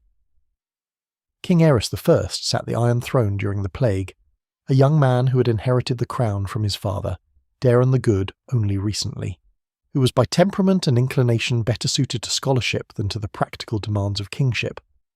Aerys was not a warrior king or a political master, not someone who naturally commanded authority or inspired confidence through force of personality. He was gentle, bookish, more interested in reading histories and philosophies than in the day-to-day governance of the Seven Kingdoms, and these qualities, which might have been admirable in a maester or a septon, were less helpful in a king facing an unprecedented crisis. The practical governance of the realm during Aerys's reign fell largely to his hand, Brynden Rivers, called Bloodraven, and it was Bloodraven who organised such response as the crown was able to mount to the plague. Bloodraven was in many ways the opposite of his king, practical where Aerys was contemplative, ruthless where Aerys was gentle, focused on results rather than on ideals or philosophical questions. He had built his power on an extensive network of informants and spies, on knowing what was happening throughout the realm before his enemies knew that he knew, on being able to act decisively because he had information that others lacked. But even Bloodraven's formidable capabilities were tested by a crisis that could not be solved through information or intimidation, that required responses he was not equipped to provide. The first reports of disease spreading through the port cities reached King's Landing within weeks of the plague's initial appearance, carried by ravens from maesters who were witnessing the outbreak firsthand and who sought guidance or assistance from the capital. These reports were alarming but also somewhat vague, describing a sickness with familiar symptoms that seemed to be spreading unusually quickly, that was killing at disturbing rates but not yet conveying the full scope of what was developing. Bloodraven's initial response was to gather more information, to send additional ravens requesting detailed reports on the number of sick, the mortality rate, the apparent means of transmission, all the data that would be needed to understand what the realm was facing and to formulate an effective response. As more reports arrived and the scale of the crisis became apparent, Bloodraven convened the small council to discuss what actions the crown should take. The council in those days included the Master of Coin, the Master of Laws, the Master of Ships, the Grand Maester, and several other officials who advised the king on different aspects of governance. The discussions were intense and sometimes contentious, with different council members proposing different approaches based on their own expertise and perspectives. The Master of Ships advocated for closing the ports, preventing any more ships from arriving and potentially bringing fresh waves of infection. The Master of Coin worried about the economic impact of disrupting trade, about the crown's revenues declining if commerce was interrupted. The Grand Maester spoke of quarantine measures and isolation protocols, of the medical understanding of disease such as it was, of what had worked and what had failed in previous epidemics. King Aerys attended these council meetings but contributed little to the discussions, seeming overwhelmed by the practical details, retreating into silence or into philosophical musings about suffering and the human condition that, while perhaps profound in their way, offered little guidance for immediate decision-making. Bloodraven took the lead, making decisions in the king's name, issuing orders that would be communicated throughout the realm by raven and by royal messengers. The decisions made were reasonable given the knowledge and resources available, calling for the sick to be isolated from the healthy, for cities to implement whatever quarantine measures they judged necessary, for maesters to share information about treatments that seemed to help and to coordinate their efforts at understanding the disease. But reasonable decisions and actual implementation were two different things, and the crown quickly discovered the limits of its power when faced with a crisis of this nature. Orders sent from King's Landing might take weeks to reach distant parts of the realm, and by the time they arrived the local situation might have changed completely. The advice offered might no longer be relevant or might have already been tried and found wanting. Local lords had to make their own decisions based on their own circumstances, could not wait for guidance from the capital when people were dying daily and action was needed immediately. The crown could coordinate and advise, could attempt to direct resources to where they were most needed, but it could not control the plague or dictate how every community would respond to it. The question of royal resources and how to deploy them occupied much of the small council's attention. The crown had supplies stored in King's Landing, had gold in the treasury that could be used to purchase food or medicine, had some ability to move resources from one place to another, but the needs were overwhelming, and the resources, while substantial, were not unlimited. Should the Crown focus its assistance on the capital itself, ensuring that King's Landing was supplied and protected? Should it attempt to help all regions equally, spreading its resources thin but at least making some effort everywhere? Should it prioritise certain strategic locations, perhaps the ports where the disease was worst, or the riverlands which supplied much of the realm's food? These were not easy questions, and there were no clearly right answers, only difficult choices between competing needs and insufficient means to address them all. Bloodraven decided, characteristically, to focus on maintaining order and communication. If the Crown could not cure the disease or prevent its spread, it could at least ensure that information flowed, that lords knew what was happening in other parts of the realm, that coordination was possible for those who sought it. Ravens flew constantly from the Red Keep, carrying messages to every major castle and city, requesting reports and offering such advice as the maesters could provide. The Grand Maester assembled what knowledge existed about plague and disease, compiled recommendations for treatment and prevention, sent copies of this compilation throughout the realm so that local healers would at least have access to the best understanding that existed. It was not enough, could never be enough against a disease that killed so efficiently and spread so quickly, but it was something, an assertion that the Crown had not abandoned its responsibilities, even if it could not fulfill them as thoroughly as anyone would have wished. The security of King's Landing itself became a major concern as the plague established itself in the capital. The city was the largest in Westeros, its population concentrated in conditions that were ideal for disease transmission, its poor districts crowded and unsanitary, its water supply questionable in quality. When cases began appearing in the city, the small council had to decide whether to attempt quarantine of affected neighbourhoods, knowing that such quarantine would be difficult to enforce and might cause more problems than it solved. The decision was made to implement a modified quarantine, with affected areas cordoned off but with provisions made to supply food and water to those trapped inside to prevent starvation from compounding the effects of disease. The enforcement of quarantine in King's Landing fell to the City Watch. The Gold Cloaks who maintained order in the streets, and who now found themselves tasked with the unpopular and dangerous work of preventing people from fleeing plague districts. The Gold Cloaks were not numerous enough or sufficiently motivated to maintain perfect cordons, and there were constant breaches, people bribing guards or finding unmanned sections of the barriers, or simply overwhelming the guards through numbers. Each breach potentially spread the disease further, but the alternative of perfect enforcement would have required resources that simply did not exist, would have meant assigning essentially the entire watch to quarantine duty and leaving the rest of the city without any law enforcement at all.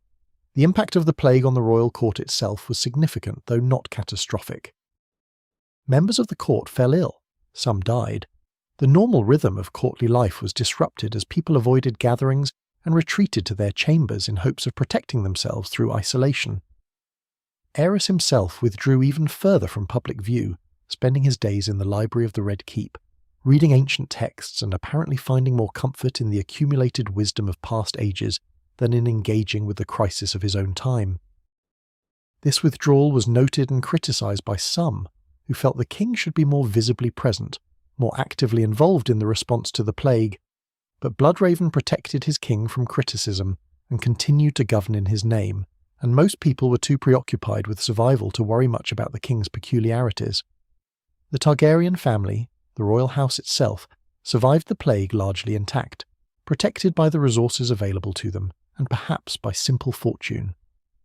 The Red Keep could be sealed, supplied from its own stores, its inhabitants isolated from the worst of the infection ravaging the city below. Those members of the royal family who lived in the keep remained there throughout the plague, avoiding contact with the city, seeing no one who had not been isolated for sufficient time to ensure they were not carrying disease. This protection was not perfect. Servants and guards who lived in the keep but had families in the city sometimes brought infection with them, and there were cases within the Red Keep's walls, but the royal family itself escaped without major losses. Maester Aemon, the king's younger brother who was completing his training at the Citadel during the plague, would later write about his experiences during this time, about working with the sick in Old Town, about seeing the limitations of medical knowledge and the suffering that those limitations meant he could not prevent. Aemon's account, written years later when he was an old man serving at Castle Black, provides one of the most detailed and thoughtful contemporary perspectives on the plague, describing not just the medical aspects but also the human dimensions, the courage and fear, the compassion and cruelty that the crisis brought out in different people. His decision to become a master rather than remaining in line for the throne had already been made before the plague, but the experience of living through that terrible spring reinforced his sense that his path lay in service and learning rather than in power and politics. The communication between the crown and the regions was maintained throughout the plague, though it became increasingly clear that the crown could offer more moral support than practical assistance. Lords who wrote to King's Landing describing desperate situations in their lands, pleading for help, for supplies, for maesters, for anything that might ease their people's suffering, often received sympathetic responses that acknowledged their difficulties but could provide little concrete aid. The crown simply did not have enough maesters to send one to every castle that needed additional medical expertise, did not have enough stored food to supply every region that was experiencing shortages, could not be everywhere and do everything that the crisis demanded. This gap between what was needed and what could be provided was frustrating for everyone involved. For the lords who felt abandoned by the crown they served, for the small council members who wanted to help but lacked the means, for Bloodraven who was accustomed to being able to solve problems through careful planning and decisive action, but who found himself confronted with a problem that could not be solved, only endured. The plague was a reminder of the limits of government, of the fact that there were some challenges that exceeded the capacity of even the most capable administration, that human agency and human institutions could only accomplish so much when faced with forces of nature that operated according to their own logic. The question of succession worried the small council, though they did not discuss it openly in Aerys's presence. If the king died of plague, the succession should have been clear, passing to his heir, but the plague made nothing certain. If the heir also died, if multiple members of the royal family died in quick succession, the realm could face a succession crisis at the worst possible moment, when it was already weakened by disease, and when the mechanisms for resolving such disputes might not function effectively. Bloodraven made quiet preparations for various contingencies, identified who would succeed under different scenarios, ensured that plans existed for maintaining continuity of government regardless of what happened to particular individuals. These preparations were prudent, but also disturbing, an acknowledgement that even the Iron Throne was not secure against the plague's reach. The economic impact of the plague on the crown's finances was substantial and immediate. Tax revenues declined as economic activity collapsed, as people died or became too sick to work, as trade routes were disrupted and markets closed. The Master of Coin reported to the small council that the Treasury was receiving perhaps half the revenue it had expected, while at the same time expenses were increasing, the costs of attempting to respond to the crisis draining resources at an alarming rate. The Crown's financial position, which had been stable under Dare and the Good's careful management, deteriorated rapidly, and there were concerns about whether the Treasury would be able to meet its obligations, whether the Crown would have to borrow or find other means of funding the basic operations of government. The Lords of the Seven Kingdoms looked to the Crown for leadership during the crisis, but what they saw was a king who had withdrawn from public view, and a hand who, while competent and active, could not perform miracles. Some lords lost confidence in the central government, began to rely more heavily on their own resources and their own decisions, treating the Crown's guidance as suggestions to be considered rather than as commands to be obeyed. This erosion of royal authority was subtle and gradual, not a deliberate rebellion, or a conscious rejection of the throne's legitimacy, but rather a practical response to the reality that the Crown could not, or would not, provide the leadership and support that the crisis demanded. Bloodraven was aware of this erosion, and worried about its long-term implications, about whether the bonds that held the Seven Kingdoms together might be permanently weakened by the plague's demonstration of the Crown's limitations. The psychological burden on those who governed during the plague was heavy. Bloodraven, who prided himself on his ability to anticipate problems and prevent crises, found himself unable to control events, watching as the situation deteriorated despite his best efforts, knowing that people were dying while he sat in the Red Keep, unable to save them.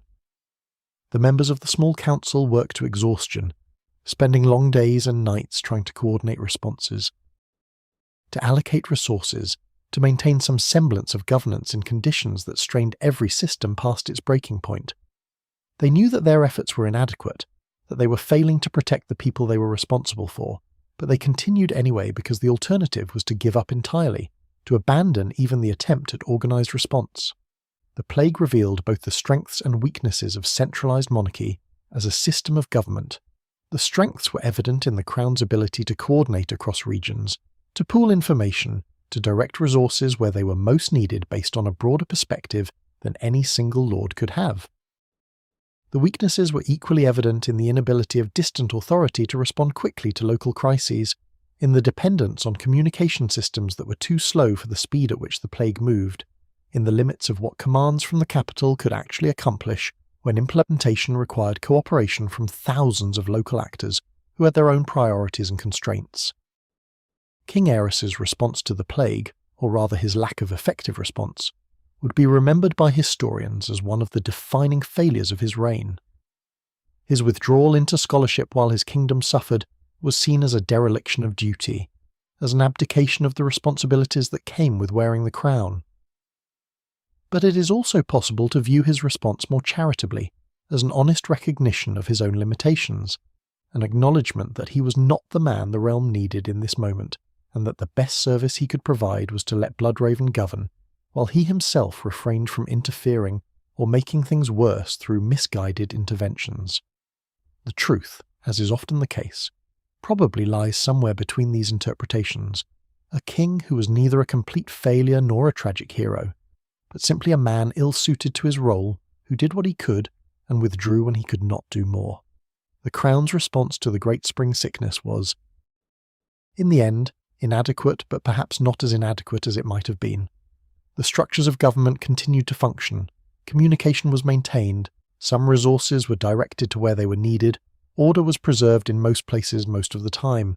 It was not enough to prevent terrible suffering and loss, but it was enough to ensure that the realm did not completely collapse, that there remained some framework of authority and organisation that could serve as a foundation for recovery when the plague finally ended. In the face of a catastrophe that exceeded any reasonable expectation of what government could handle, that was perhaps as much as could realistically have been hoped for.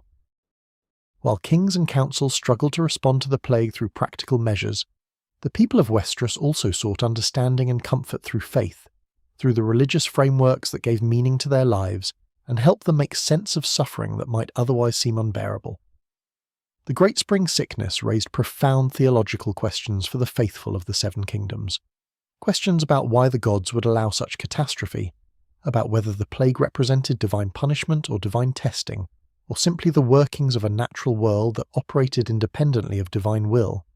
The answers that different people and different religious traditions provided to these questions shaped how they experienced the plague and how they responded to it, gave them ways of coping with grief and fear that pure rationality could not provide.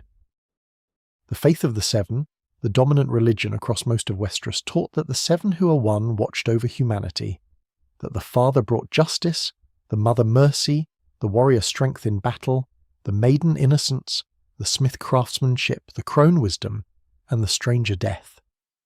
The faith's theology emphasized that the gods were good, that they cared about human beings and rewarded virtue while punishing wickedness, that suffering had meaning and purpose even when that meaning was not immediately apparent to mortal understanding.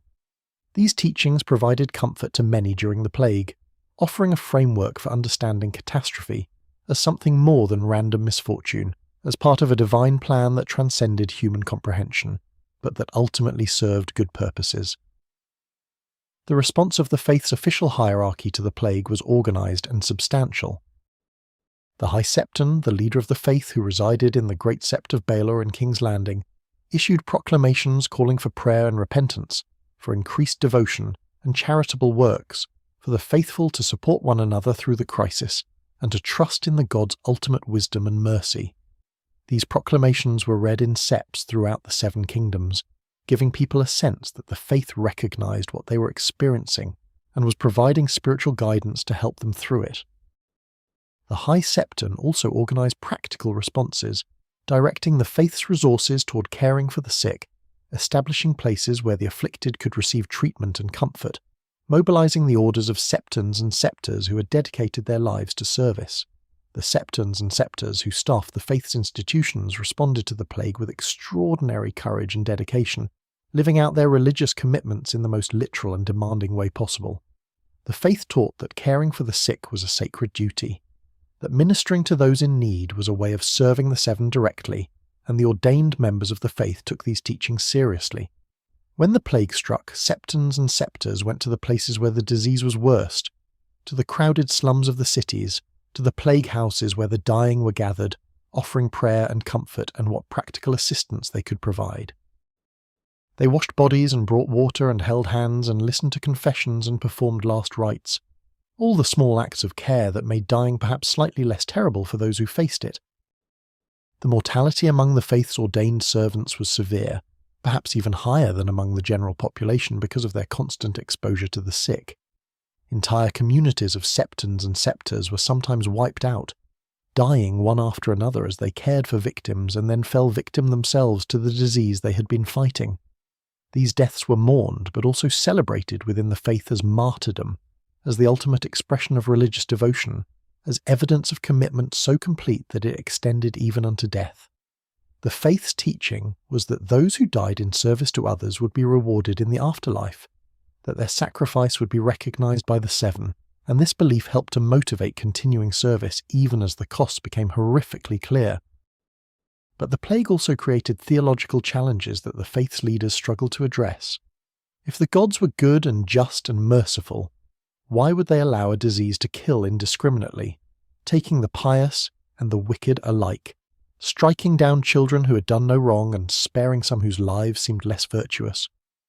Why would devoted septons and scepters who spent their lives in service die, while others who had never shown particular devotion survived? These questions had no easy answers, and different religious teachers within the faith provided different explanations, creating some tension and confusion about what the official teaching actually was or should be. Some septons preached that the plague was divine punishment for human sinfulness, that the Seven were expressing their displeasure with the moral state of Westeros and calling the people to repentance and reform. This interpretation had a certain logical appeal, provided a clear explanation for suffering and a clear prescription for how to respond. If the plague was punishment for sin, then the solution was to stop sinning, to confess wrongdoing, to reform behavior, to demonstrate through action that the lesson had been learned and that humanity deserved the gods' mercy. This teaching led to public displays of penitence, to processions of flagellants who whipped themselves as punishment for their sins, to increased donations to the faith and increased attendance at services, all motivated by the hope that sufficient demonstration of repentance would persuade the gods to lift the plague. Other religious teachers within the faith rejected the punishment interpretation, arguing that the plague was not divine anger but divine testing, an opportunity for the faithful to demonstrate their commitment and their trust in the gods even in the face of suffering. This interpretation emphasized that the righteous should not expect to be spared from hardship, that faith meant trusting the gods even when their purposes were unclear, that suffering could refine and strengthen faith rather than being evidence of divine displeasure. This teaching was in some ways more demanding than the punishment interpretation, because it offered less hope of controlling outcomes through behavior, suggested that the proper response was simply to endure and trust rather than to take specific actions that might earn divine favor. Still others suggested that the plague was neither punishment nor test, but simply a natural phenomenon, a disease that followed its own logic, and that the gods permitted to exist as part of the natural order, without necessarily willing every specific instance of suffering. This interpretation was less common among septons, who generally preferred explanations that emphasized divine involvement and purpose, but it had some support among the more philosophically inclined members of the faith who had studied questions of theodicy and divine providence. It offered an explanation that preserved belief in the gods' goodness by limiting their direct responsibility for the plague, though it also raised questions about what exactly the gods' role in the world was if not to prevent catastrophes like this. The theological debates within the faith about how to understand the plague were mostly conducted among educated septons, and were probably not directly relevant to most common people, who needed comfort and practical guidance more than they needed sophisticated theological arguments. What mattered to ordinary believers was that the faith acknowledged their suffering, provided rituals and prayers and community support that helped them cope, offered hope that death was not the end, and that those who died in states of grace would be reunited in an afterlife where suffering did not exist. The specific theological explanation for why the plague had come mattered less than the assurance that it had meaning, that the gods still cared, that faith provided tools for enduring what could not be avoided. The faith's role in caring for orphans became particularly important as the plague progressed and increasing numbers of children lost their parents. The faith operated orphanages in most major cities and in many towns, institutions where children could be housed and fed and given basic education. These orphanages were overwhelmed by the plague, receiving far more children than they had capacity to handle, forcing them to expand rapidly and often inadequately, taking in children faster than proper arrangements could be made for their care. The septors and septons who ran these institutions did their best, but resources were limited and needs were overwhelming, and many children who survived the plague physically were scarred by the experience of institutional care in overstretched and underfunded orphanages. The faith also played a crucial role in burial practices during the plague, maintaining some sense of dignity and proper observance even when the sheer number of dead made individual ceremonies impossible. Septons blessed the mass graves where victims were interred, led prayers for the dead, maintained records of who had died so that families might later know what had happened to their loved ones. This record-keeping was imperfect. Many deaths went unrecorded, but the effort was made, and it mattered to people that someone was trying to preserve the names and the memory of the dead, that they would not simply disappear without acknowledgement or remembrance. In the north, where the old gods were still widely worshipped, the religious response to the plague was different in character, though similar in its essential function of providing meaning and comfort. The old gods were not understood in the same personal way as the seven, were not seen as actively intervening in human affairs to reward or punish, but rather as representing the natural forces that shape the world, the cycles of life and death and rebirth that existed independently of human desires or deserving.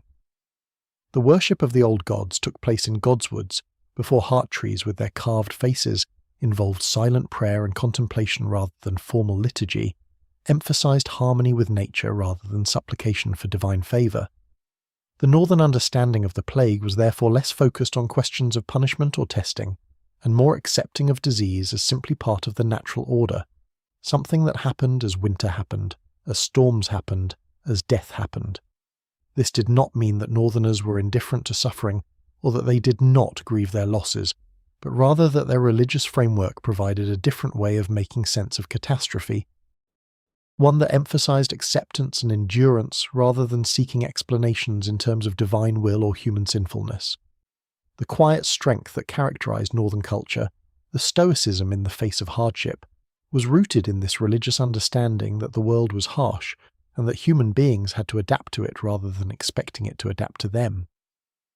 The duties of those who tended the godswoods in the north did not change dramatically during the plague. There were no northern equivalents to the septons and septors who went out to care for the sick, but the godswoods themselves became places of refuge and contemplation where people went to process their grief and fear, to feel connected to something larger and more enduring than their individual suffering. The ancient weirwoods with their watching faces had survived for thousands of years, had witnessed countless human troubles and tragedies, and their continued presence offered a kind of comfort. A reminder that life would go on even after terrible losses, that the cycles would continue regardless of what happened to any particular generation. Dawn, with its unique cultural and religious landscape, experienced the plague through yet another lens. The Dornish followed the Seven as did most of Westeros, but their practice was influenced by the Rhoynish traditions that had mixed with Andal culture when the Rhoynar came to Dorne centuries before. The Dornish had always been somewhat heterodox in their religious observance, less concerned with strict orthodoxy, more willing to blend different traditions and to interpret teachings in ways that suited their own cultural values. The Dornish response to the plague included elements familiar from other regions, prayer and charitable work and theological reflection, but also incorporated distinctively Dornish elements, particular saints and local traditions. Practices around death and mourning that differed from those elsewhere in the Seven Kingdoms. The plague tested religious faith throughout Westeros, created crises of belief for some while strengthening the faith of others. Those who watched loved ones die despite fervent prayer sometimes concluded that the gods did not answer prayers or did not care about human suffering, that faith was empty comfort with no real power. Others found that faith sustained them through unbearable grief, that the rituals and beliefs and community support that religion provided were essential to maintaining any sense of meaning or hope. Both responses were understandable. Both reflected genuine engagement with profound questions about suffering and meaning and the nature of the divine. The increase in religious devotion during and after the plague was notable, and would have lasting effects on the faith's position in Westerosi society. More people attended services, more money was donated to septs and religious institutions, more children were dedicated to religious life, more attention was paid to religious teachings and to living according to the faith's moral guidelines. This surge of devotion was partly motivated by fear, by the hope that greater piety might protect against future catastrophes, but it also reflected genuine spiritual experiences during the plague, moments when people felt they had encountered something transcendent in the midst of suffering, when faith had provided comfort or strength or meaning that they had not previously appreciated. The faith's institutions emerged from the plague with enhanced moral authority despite, or perhaps because of, the heavy losses they had suffered. The septons and septors who had died caring for the sick were remembered as martyrs and examples, their sacrifice giving the faith credibility when it spoke about service and devotion and the proper way to live. The High Septon used this enhanced authority to push for reforms and greater resources for charitable works, to advocate for the poor and vulnerable, to remind lords of their obligations to their people. The plague had demonstrated the importance of the faith's social services, of the orphanages and hospitals and relief programs that the faith operated, and this demonstration would translate into increased support and influence in the years that followed. But the plague also left scars on religious consciousness that would not easily heal. The theological questions it raised about divine justice and the problem of evil would continue to trouble thoughtful believers, would generate ongoing debates and discussions and struggles with faith. The memory of prayers unanswered, of the faithful dying alongside the wicked, of innocent children suffering, this memory would persist and would complicate simple narratives about divine providence and reward for virtue. The faith would continue to teach that the gods were good and that faith was rewarded, but those who had lived through the plague knew that the relationship between virtue and outcomes was more complex than simple theology suggested. That faith had to encompass mystery and acceptance of what could not be understood or explained. The Great Spring Sickness demonstrated both the power and the limits of religious faith as a response to catastrophe. Faith could not cure disease or prevent death, could not protect believers from the physical realities of infection and mortality. But it could provide meaning where pure reason found only randomness, could offer comfort where nothing material could ease suffering, could sustain hope when circumstances seemed hopeless, could bind communities together through shared belief and practice when other bonds were strained or broken. The people of Westeros found in their various religious traditions resources for enduring what had to be endured, for making sense of what seemed senseless, for continuing to live and to hope even after profound loss. And while faith could not answer all questions or ease all pain, it proved sufficient for those who embraced it to survive the plague not just physically, but also spiritually, to emerge from that terrible spring with their capacity for meaning and connection and hope still intact. While faith offered spiritual comfort and hope, the maesters of the Citadel approached the Great Spring Sickness from a different angle, seeking to understand the disease through observation and study, to discover if possible some treatment or cure that might ease suffering and save lives. The masters represented the closest thing Westeros had to a scientific tradition, an institution dedicated to the accumulation and transmission of knowledge, to learning based on careful observation rather than on tradition or revelation alone. The Citadel in Old Town was the centre of this tradition, home to the Order's great library and teaching facilities, where young men came from throughout the Seven Kingdoms to forge their chains and become maesters who would serve in the castles and keeps of the realm, advising lords and treating illness and maintaining the ravens that carried messages across vast distances. When the Great Spring Sickness appeared in Old Town, as it did early in the plague's spread given the city's status as a major port, the maesters of the Citadel recognised immediately that this was an opportunity, as well as a crisis, a chance to study a disease that was affecting large populations, to gather systematic observations that might contribute to medical knowledge and potentially save lives. The archmaesters, the senior masters who led the Citadel and who specialized in particular areas of knowledge, convened to organize a response, to determine how the Order's resources and expertise could best be deployed in the face of this epidemic. The Archmaester who held the ring and rod and mask of yellow gold, the one responsible for healing and medicine, took the lead in these discussions, but all the Archmaesters contributed their thoughts, their different areas of expertise potentially offering insights into different aspects of the crisis. The first priority was simple observation and documentation. Teams of maesters were organized to visit the places where the disease was most prevalent, to examine the sick and interview those who cared for them, to gather detailed information about symptoms and progression and outcomes. These maesters took enormous risks in doing this work, exposing themselves to infection in order to study it, and several died as a result. Their dedication to knowledge costing them their lives just as the dedication of septons and scepters to faith had cost many of them theirs. But the observations they gathered were valuable, creating a systematic record of what the Great Spring Sickness looked like, how it manifested, how it spread, information that would be preserved in the Citadel's archives and that would be available to future generations of healers who might face similar diseases. Maester Aemon, who was studying at the Citadel during the plague, was among those who participated in this observational work.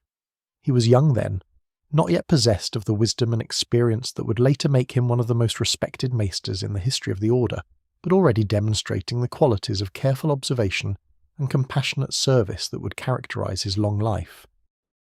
Aemon wrote later about his experiences during the plague, about visiting the sick in Old Town's poorest quarters, about seeing suffering he could not alleviate and death he could not prevent, about the profound sense of helplessness that came from possessing knowledge that was insufficient to the task at hand. His account makes clear that the maesters understood from early in the plague that they lacked the medical knowledge to truly combat the disease, that they were working at the limits of what their tradition could offer.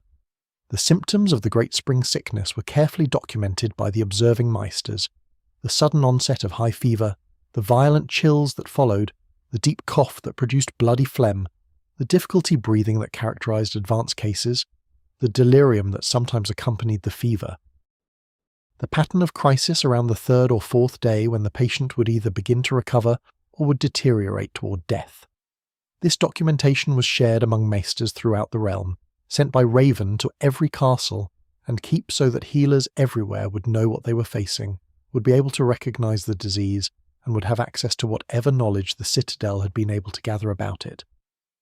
The question of treatment occupied much of the maesters' attention and effort, though here their success was limited by the fundamental gaps in medical understanding that characterized the era. The maesters did not know that the disease was caused by a pathogen too small to see, did not understand the actual mechanism by which infection spread and by which the body fought disease. Their theories were based on observation and on traditional teachings about the balance of humours and the importance of maintaining proper equilibrium in the body, frameworks that captured some truths but missed the fundamental biological reality of infectious disease. This incomplete understanding meant that their treatments, while sometimes helpful at the margins, could not address the root cause of illness. The treatments that maesters attempted during the plague included many of the standard approaches of medieval medicine. Bloodletting was tried, based on the theory that removing excess blood would help restore humoral balance, though this treatment probably weakened patients more than it helped them. Herbal remedies were prepared and administered, mixtures of plants known to have various medicinal properties, some of which may have eased symptoms even if they could not cure the underlying disease. Poultices were applied to chest to ease breathing, warm drinks were given to soothe coughs, fever-reducing preparations were administered to bring down body temperature. These treatments were not useless. Some provided genuine relief even if they did not cure, but they were inadequate to the challenge of a disease that killed as efficiently as the spring sickness did. The maesters also emphasized basic supportive care, recommendations that were probably more helpful than most of their more elaborate treatments. They advised keeping patients comfortable and warm, ensuring they drank adequate fluids to prevent dehydration from fever, providing nutritious food to those who could eat, allowing rest and avoiding exhaustion. They recognized that some patients recovered on their own, that the body's natural healing processes could sometimes overcome the disease if given proper support, and their recommendations aimed to give those processes the best possible chance of success. This emphasis on supportive care represented practical wisdom accumulated over centuries of treating illness, even if it was not based on a true understanding of disease mechanisms. The question of how the disease spread was another area where maesters devoted considerable attention, and here they made more progress toward useful understanding, even though their explanations for why contagion occurred were flawed. The maesters observed that the disease seemed to pass from person to person, that those who cared for the sick were more likely to fall ill themselves, that isolation could sometimes prevent spread. They recommended keeping the sick separate from the healthy where possible, avoiding contact with victims or their possessions, burning or boiling items that had been used by patients. These recommendations, while based on incomplete theory, were practically effective because they interrupted transmission, even though the maesters did not fully understand the mechanisms involved. The development of quarantine protocols was one of the Citadel's important contributions during the plague, an attempt to systematize and improve upon the ad hoc isolation measures that various communities were implementing. The maesters compiled guidance on how to implement quarantine effectively, how to identify those who were sick or who had been exposed, how to maintain separation while still providing for people's basic needs, how to determine when quarantine could safely be lifted. This guidance was distributed throughout the realm and was followed with varying degrees of success depending on local conditions and the resources available to enforce it. The protocols developed during the Great Spring Sickness would become part of the standard maester training in subsequent generations, taught to every student who forged a link in the healing arts, representing accumulated wisdom about how to respond to epidemic disease. The limitations of what the maesters could accomplish were frustrating for those who dedicated themselves to the healing arts. They could observe and document, could provide palliative care that eased suffering at least somewhat, could offer recommendations about quarantine and isolation that might slow spread, but they could not cure the disease, could not save most of those who fell seriously ill, could not prevent the plague from running its course through the population. This frustration was evident in the writings that maesters produced during and after the plague, expressions of humility about the limits of their knowledge, acknowledgements that there was much they did not understand, calls for continued study and observation in hopes that future generations might know more and be able to do more than they could. The cost paid by the maesters themselves in studying and treating the plague was substantial.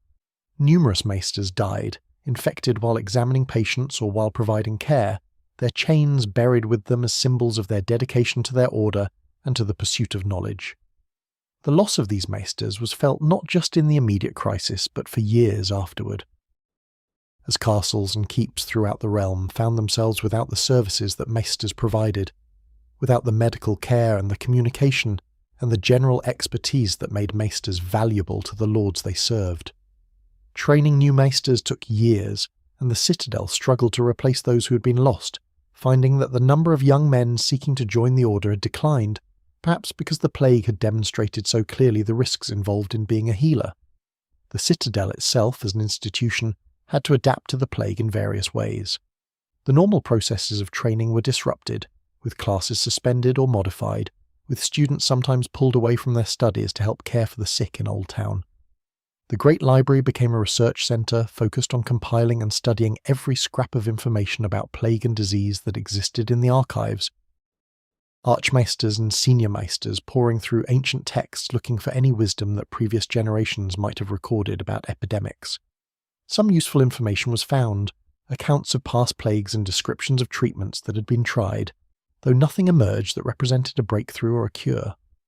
The correspondence between the Citadel and maesters throughout the realm was extensive during the plague, ravens flying constantly carrying reports and requests and recommendations. Maesters in distant castles would describe what they were seeing, ask for advice about treatment, report on local conditions, and the archmaesters in Old Town would respond with whatever guidance they could offer based on the accumulated observations from many locations. This network of communication represented one of the Citadel's most valuable contributions during the crisis, creating a system for sharing information rapidly and for coordinating responses across the vast distances of Westeros. The maester serving in a remote northern keep could benefit from observations made by his brother in the Reach, could try treatments that had shown some promise elsewhere, could avoid approaches that had been demonstrated to be ineffective or harmful. The study of the dead was controversial, but proved valuable for advancing medical understanding. Some maesters, recognizing that they could learn from examining victims, performed what we would now call autopsies, though the practice was discouraged by the faith and was deeply disturbing to common people who believed that the body should be left intact for the afterlife. These examinations revealed the physical damage that the disease caused, the fluid-filled lungs that made breathing difficult, the inflammation throughout the respiratory system, the strain on the heart and other organs. This knowledge did not translate into effective treatments. The maesters lacked the tools and understanding to intervene in these processes, but it did improve their comprehension of what the disease actually did to the body, added to the store of medical knowledge that would be passed down to future generations. The question of whether animals could carry or spread the disease was investigated, with maesters observing whether livestock or pets in households with sick people showed signs of illness. The observations were inconclusive, some maesters reporting that animals seemed unaffected while others claimed to have seen sick animals in plague-stricken areas. The truth was probably that the disease primarily affected humans and that animals were not major vectors of transmission, but the maesters could not determine this with certainty, given the limitations of their investigative methods. They recommended caution around animals from infected households nonetheless. Better to be too careful than not careful enough when dealing with a disease that killed so efficiently. The development of improved burial practices was another area where maester expertise proved valuable. The maesters understood, even if they did not fully understand why, that proper disposal of bodies was important for preventing further spread of disease. They recommended that bodies be buried quickly, that mass graves be located away from water sources, that those handling bodies take precautions to avoid infection. These recommendations, combined with the faith's concern for proper treatment of the dead, resulted in burial practices that were more sanitary and less likely to create additional health hazards than might otherwise have occurred. The logistics of handling death on such a large scale were overwhelming, but the guidance from maesters helped ensure that it was done as well as circumstances permitted. The psychological impact of the plague on the maesters who lived through it was significant, though they rarely wrote about it directly, trained as they were to maintain objectivity and emotional distance in their observations. But it is clear from the surviving accounts that many maesters were deeply affected by their experiences, by the suffering they witnessed and could not prevent, by the deaths of patients they had tried to save, by the inadequacy of their knowledge in the face of such catastrophe. Some maesters became more cautious after the plague, more humble about the claims they made for medical knowledge, more careful to acknowledge uncertainty and limitation. Others became more determined, more committed to the pursuit of knowledge that might prevent future suffering, more dedicated to the slow accumulation of understanding that represented the Citadel's fundamental mission. The reforms that the Citadel implemented after the plague reflected lessons learned during the crisis. More emphasis was placed on the study of epidemic disease in maester training, with the Great Spring Sickness becoming a case study that every student learned about in detail. The protocols for quarantine and isolation were refined and standardized, becoming part of the official guidance that maesters were expected to follow when facing disease outbreaks. The importance of rapid communication during health crises was recognized, leading to improvements in how information was shared and how the Citadel coordinated with maesters in the field. These reforms could not undo the deaths that had occurred or restore those who had been lost, but they represented an institutional commitment to learning from tragedy, to ensuring that the suffering of 209 would at least contribute to better responses to future crises. The collaboration between maesters and other healers, including the faith septons and septors who ran hospitals, and local wise women who knew traditional remedies, improved during the plague out of necessity. The maesters recognized that they did not have a monopoly on medical knowledge, that others had accumulated practical experience and wisdom that could be valuable. This recognition led to more sharing of information, to maesters learning folk remedies that sometimes proved effective, to traditional healers gaining access to maester observations and recommendations.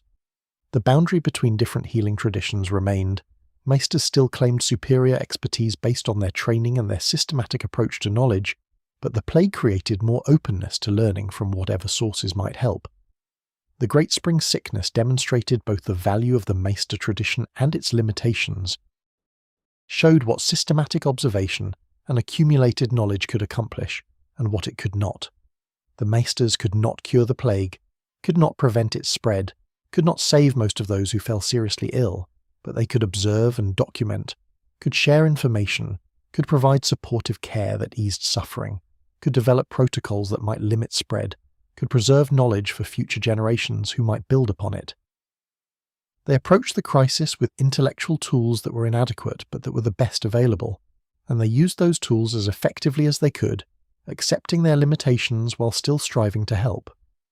The chain that every maester wore, with its links of different metals representing different areas of knowledge, symbolized the Order's commitment to learning, and the Great Spring Sickness added new links to that chain, new knowledge forged in the fire of catastrophe.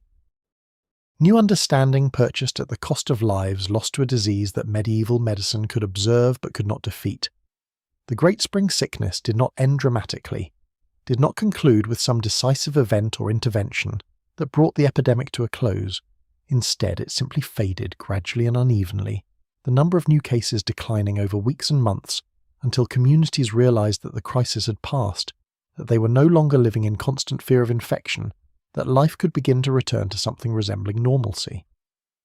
Understanding why and how the plague ended requires us to consider the natural dynamics of epidemic disease, the ways that infections spread through populations and then exhaust themselves, patterns that operate independently of human action or intention, following biological logic that medieval observers could perceive but could not fully explain.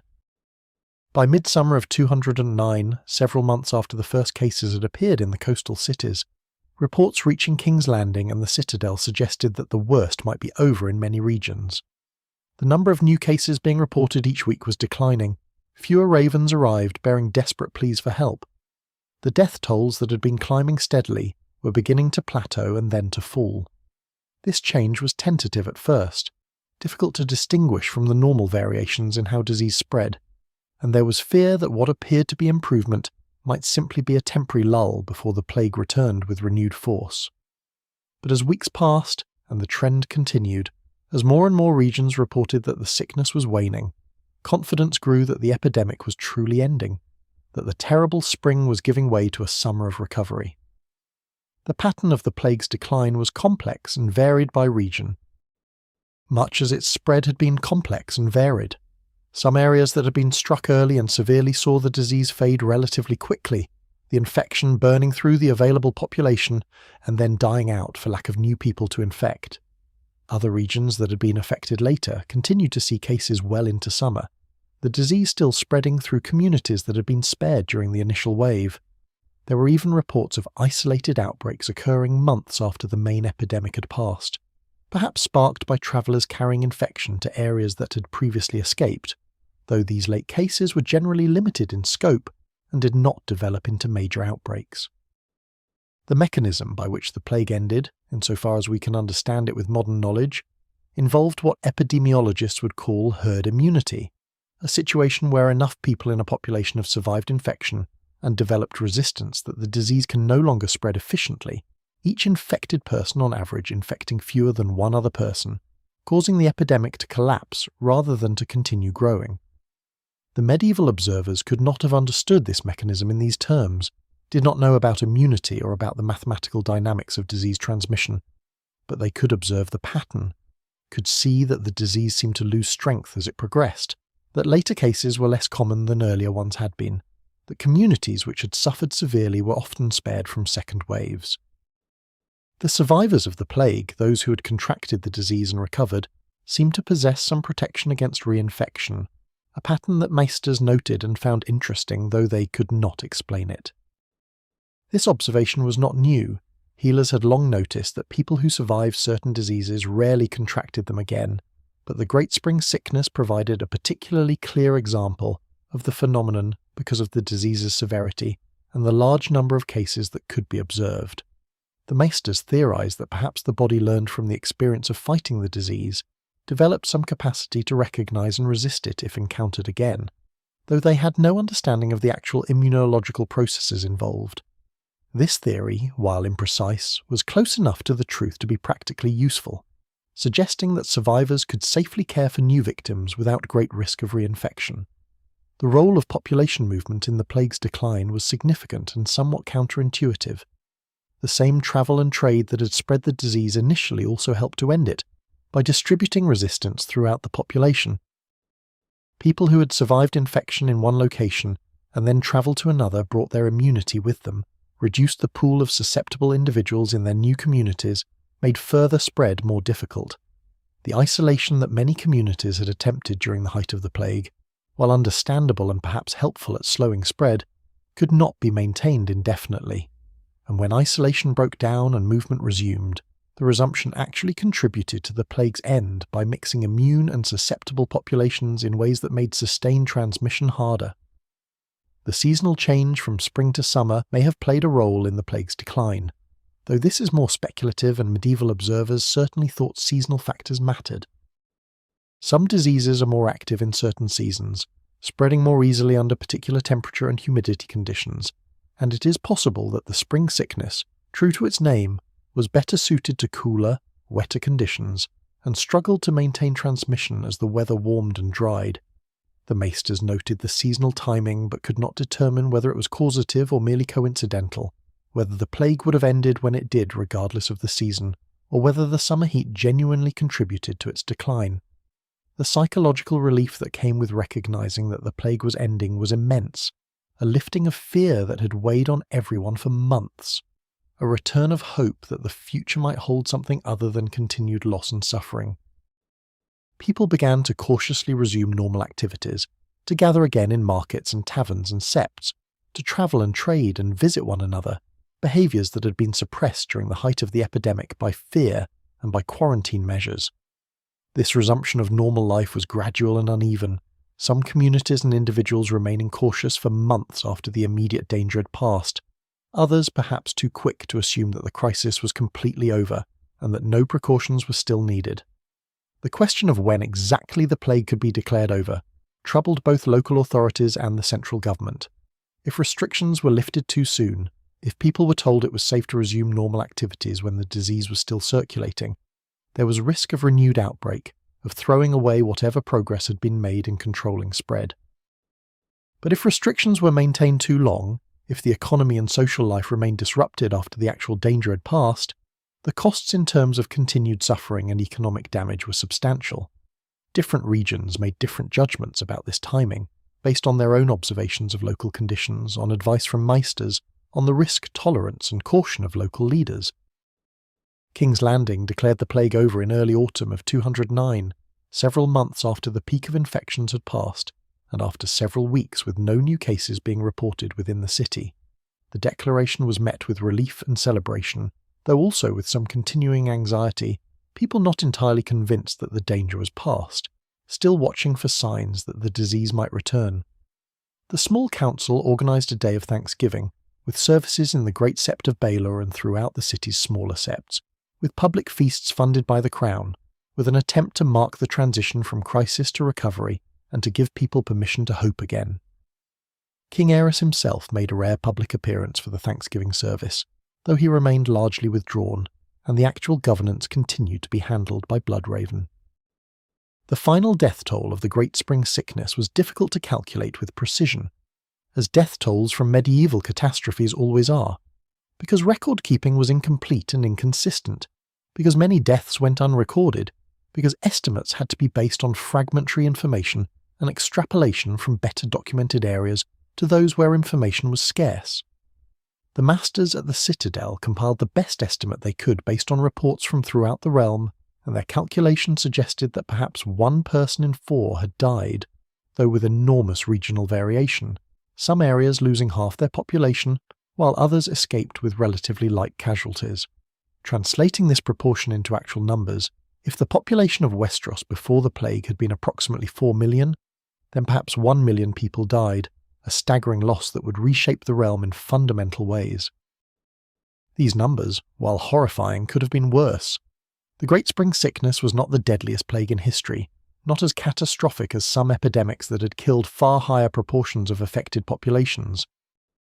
The fact that roughly 3 people in 4 who contracted the disease survived, combined with the fact that not everyone was infected, meant that the majority of Westeros's population came through the plague alive, diminished and traumatized, but alive. This survival rate was high enough to allow for recovery, for society to rebuild, for the losses to be eventually absorbed and accommodated rather than causing complete collapse of civilization. A deadlier disease or one that had spread more completely through the population might have produced outcomes from which recovery would have been impossible, or would have taken generations rather than years. The regional variations in mortality were striking and reflected the complex interplay of factors that determined how severely different areas were affected. The Reach, densely populated and heavily affected early in the plague's spread, probably lost close to 1 person in 3, a devastating blow to the most populous region of Westeros. The Riverlands, crossed by numerous waterways that facilitated spread, saw similarly severe losses. The Westerlands and the Stormlands experienced somewhat lighter casualties, perhaps 1 person in 5, still terrible but less catastrophic. The Vale, protected by its mountains, lost perhaps 1 person in 6. The North, vast and sparsely populated and affected relatively late, may have seen 1 death in 8 or even fewer in some areas. Dawn's experience fell somewhere in the middle, with significant losses in coastal cities but lighter impact in the interior deserts. These regional differences in mortality would have lasting effects on the balance of power among the 7 kingdoms. The Reach, which had been the most populous region before the plague, remained so afterward, but with its demographic advantage reduced. The relative strengthening of regions that had been less severely affected, particularly the North and the Vale, would subtly shift political dynamics in ways that would become apparent only over time.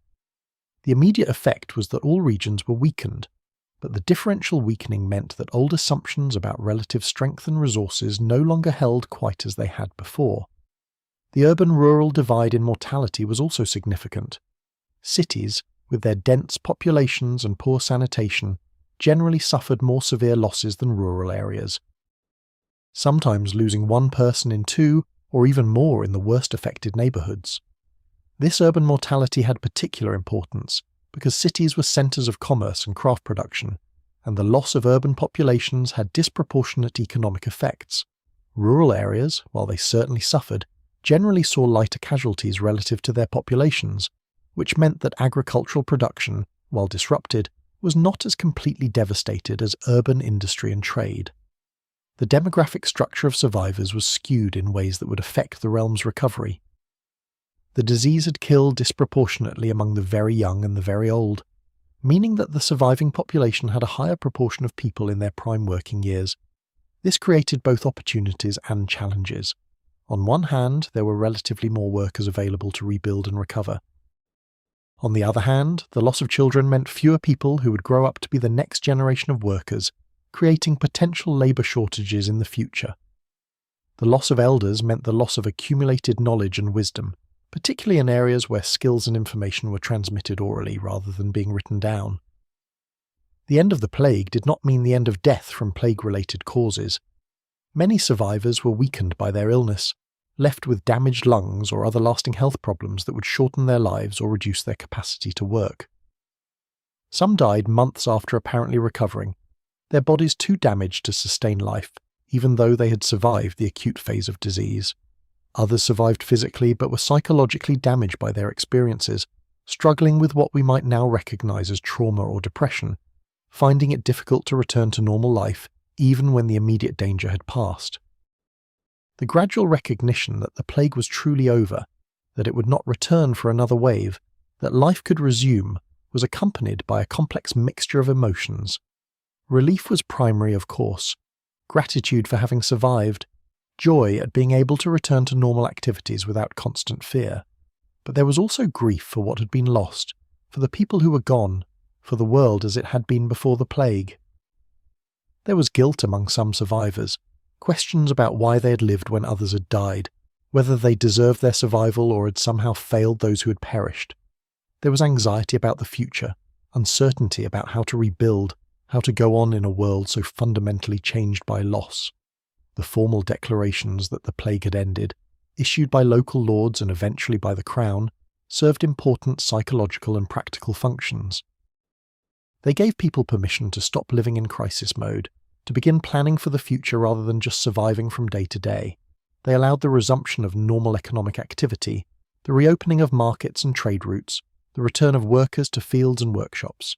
They marked a transition point in the collective experience, a moment when the community could acknowledge that the worst was over and could begin the work of recovery and rebuilding. The last recorded case of the Great Spring Sickness was noted in early winter of 209, nearly a full year after the first cases had appeared, in a remote village in the western Riverlands that had somehow escaped infection during the main epidemic but was finally reached by a traveller carrying the disease. The illness struck only a handful of people in this village, killed 2 of them, and then disappeared, the last echo of an epidemic that had transformed the 7 kingdoms.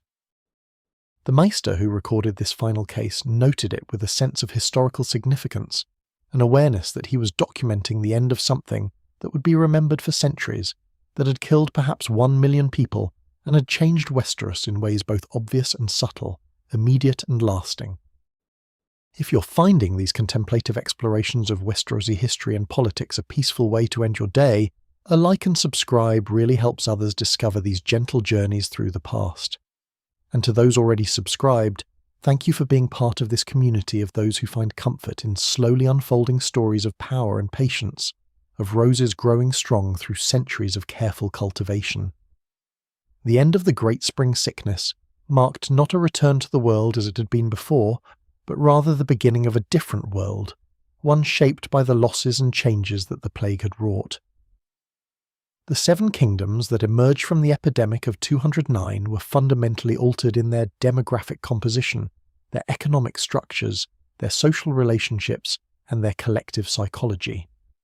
Understanding these changes requires us to look beyond the immediate aftermath, beyond the relief of survival and the grief of loss, to the longer-term transformations that would define the realm for decades to come, and that would influence the course of Westerosi history in ways both profound and subtle. The most obvious and immediate effect of the plague was demographic. The simple fact that perhaps 1 person in 4 who had lived in Westeros at the beginning of 209 was dead by its end, and that this massive loss of population had consequences that rippled through every aspect of society. 1 million dead meant 1 million fewer workers in the fields and workshops, 1 million fewer consumers purchasing goods, 1 million fewer taxpayers contributing to Lord's revenues and the Crown's treasury. The labour shortage that resulted from this population loss was perhaps the single most important economic fact of the post-plague period, creating conditions that would shift the balance of power between landowners and workers, between lords and peasants, in ways that would have seemed impossible before the catastrophe. The immediate agricultural impact was severe, with the spring planting of 209 having been disrupted by illness and death at the crucial moment when seeds should have been going into the ground. Many fields simply went unplanted that year, the farmers who should have worked them dead or too sick to labour. The result being that the harvest of 209 was substantially reduced from what it would have been in a normal year.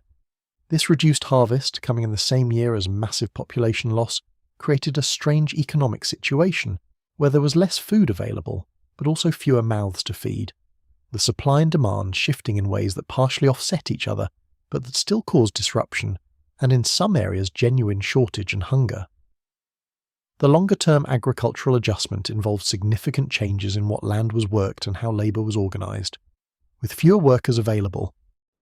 Some marginal lands that had been cultivated before the plague were abandoned, allowed to return to pasture or forest because there were not enough people to maintain them under cultivation. The land that continued to be worked was generally the most fertile and most accessible, the fields that produced the best yields for the least effort, and this concentration of agricultural activity on better lands actually increased productivity per worker, even as total production declined. The peasants who survived and who were able to work found themselves in a stronger negotiating position than they had been before, their labour more valuable because it was scarcer, and this translated into better terms for many, lower rents or higher wages, more freedom to move between different lords' lands in search of better conditions. The economic relationship between lords and their peasant tenants shifted in ways that would have long-lasting effects on Westerosi feudalism. Before the plague, labour had been abundant and land relatively scarce, meaning that lords could dictate harsh terms to peasants who had little choice but to accept them or face destitution. After the plague, with labour scarce and land relatively abundant, the balance shifted. Lords who wanted their lands worked had to offer more attractive terms to attract and retain workers, had to accept that peasants could and would move if conditions elsewhere were better. Some lords resisted this shift, attempted to use legal restrictions to prevent peasant mobility, to force workers to remain on their lands regardless of the terms offered. But such attempts were difficult to enforce when neighbouring lords were willing to overlook legal niceties in order to get workers for their own lands. The changes in the labour market affected urban craftsmen and workers, as well as rural peasants. The death of so many skilled workers created shortages in various trades, drove up wages for those who possessed needed skills, created opportunities for apprentices and journeymen to advance more rapidly than they would have been able to in normal times. A young craftsman who might have expected to spend many years as a journeyman before being able to establish his own workshop might find himself a master much sooner after the plague simply because there were fewer masters and more demand for their services. This acceleration of career advancement created a new generation of masters who were younger and less experienced than traditional patterns would have produced, which had implications for the quality of goods produced and for the transmission of skills across generations. The disruption to craft guilds and training systems was significant. When master craftsmen died without having fully trained their apprentices, skills and techniques that might have taken a lifetime to perfect were lost or preserved only imperfectly. Some trades that had employed numerous workers before the plague found themselves with too few practitioners after it, creating shortages of particular goods and services that would take years to address. Other trades adapted more successfully, simplified their production methods to work with less skilled labour, found ways to maintain output despite reduced workforce. The overall effect was a period of adjustment during which the economy reorganised itself around the reality of reduced population and scarcer labour. The impact on trade and commerce was complex and evolved over time. The immediate effect of the plague had been to collapse trade as people avoided travel and contact, as merchants feared to visit plague-stricken cities, as the normal mechanisms of exchange broke down. The recovery of trade after the plague ended was gradual, beginning with local exchanges and slowly expanding to regional and then realm-wide networks. But the recovered trade was different from what had existed before, operating in a context of reduced population and altered demand patterns, with fewer merchants and smaller volumes of goods moving along routes that had to be re-established and in some cases rerouted to account for changed conditions. The political effects of the plague were subtle but significant. The death of lords and heirs created numerous succession situations that had to be resolved, and these resolutions sometimes altered the political landscape in important ways. Younger sons who had never expected to inherit found themselves suddenly elevated to lordships they were unprepared for. Distant cousins with weak claims became lords because no closer heirs survived. Women inherited in some cases where male heirs had all died, particularly in Dawn, where the succession laws allowed for this more readily than in other regions. Each of these successions was an opportunity for alliances to shift, for political relationships to be renegotiated, for the complex web of obligations and connections that held the nobility together to be rewoven in new patterns. The great houses emerged from the plague with their positions essentially intact, but with their relationships to their vassals and to each other subtly altered. Houses that had lost fewer members were relatively strengthened compared to those that had suffered more severely. Regions that had escaped lightly gained influence relative to those that had been devastated. The Reach, despite its losses, remained the most populous region, but its demographic advantage was reduced. The North, having suffered less, found its relative position somewhat improved. These shifts were not dramatic enough to overturn the existing order, but they created new dynamics that would play out over the following decades as houses adapted to changed circumstances. The administrative capacity of both central and local government was weakened by the loss of experienced officials and clerks, the people who actually made governance function on a day-to-day basis. When stewards and tax collectors and record keepers died, their positions had to be filled, but the replacements were often less capable, less experienced, less knowledgeable about the customs and procedures that kept administration running smoothly. This loss of institutional knowledge and administrative capacity meant that governments at all levels functioned less efficiently after the plague than before, that taxes were collected less completely, that justice was administered less consistently, that the basic services that government provided were reduced in quality, if not abandoned entirely in some areas. The fiscal impact on both lords and crown was substantial. Revenues declined because there were fewer people to tax and because economic activity was reduced, while at the same time there were significant expenses associated with recovery, with burying the dead, with supporting orphans and widows, with rebuilding what had been disrupted or destroyed. Many lords found themselves in financial difficulty, their incomes reduced and their expenses increased, forced to borrow or to sell lands, or to reduce their households and their standards of living. The Crown faced similar pressures, its tax revenues declining just when it needed resources most, forcing difficult decisions about what services could be maintained and what had to be cut. The marriage market was profoundly affected by the plague, creating both opportunities and challenges for noble families seeking to arrange advantageous matches. The death of so many potential partners meant that those who survived, and who were of marriageable age were more valuable, could command better terms in marriage negotiations. Widows and widowers who might not have remarried under normal circumstances found themselves sought after, their experience and their existing holdings making them attractive despite the baggage of previous marriages. Younger children who would normally have had difficulty finding suitable matches discovered that the reduced pool of candidates worked in their favour. The demographic impact on future generations was assured by the death of so many children and young people during the plague. The children who died would never grow up to have children of their own, would never contribute their labour and their talents to the realm, and this loss would create a demographic echo, a smaller generation that would affect population dynamics for decades. The parents who lost children sometimes had more children after the plague, attempting to replace what had been lost, but the psychological impact of losing children made this replacement incomplete. Some parents too traumatized to risk the grief of further loss, others finding that subsequent children could never truly fill the void left by those who had died. The psychological and cultural impact of the plague on the generation that survived it was profound and lasting. These survivors had experienced something that fundamentally altered how they understood the world, had learned that catastrophe could strike without warning, that safety was illusory, that death could take anyone regardless of age or virtue or precaution. This knowledge marked them, made them in some ways more cautious and more fatalistic, more focused on immediate concerns and less confident about long-term plans. The generation that came of age during the plague was different from the generation that had preceded it, harder and more pragmatic, less likely to take stability for granted, more aware of life's fragility. The cultural memory of the plague took various forms, becoming embedded in the songs and stories that people told, the sayings and proverbs that captured folk wisdom, the cautionary tales that parents used to teach children about danger and survival. __quote _0 _ became a reference point in collective memory, a way of marking time and measuring catastrophe. People would speak of events as happening before or after the sickness, would compare later difficulties to it and usually find them less terrible by comparison. The plague joined the list of historical catastrophes that shaped Westerosi consciousness, taking its place alongside wars and harsh winters and previous epidemics in the catalogue of things that had tested the realm and that it had survived.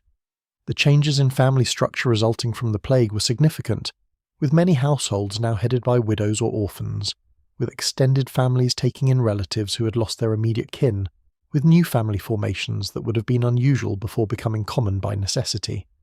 Grandparents raised grandchildren whose parents had died, uncles and aunts took in nieces and nephews, older siblings assumed responsibility for younger ones. These new family structures often worked well enough, people adapting as humans do to changed circumstances, but they also created stresses and challenges, questions about authority and obligation, about who owed what to whom, about how resources should be distributed among family members with different claims and different needs. The religious institutions of Westeros were affected in various ways by the plague and its aftermath.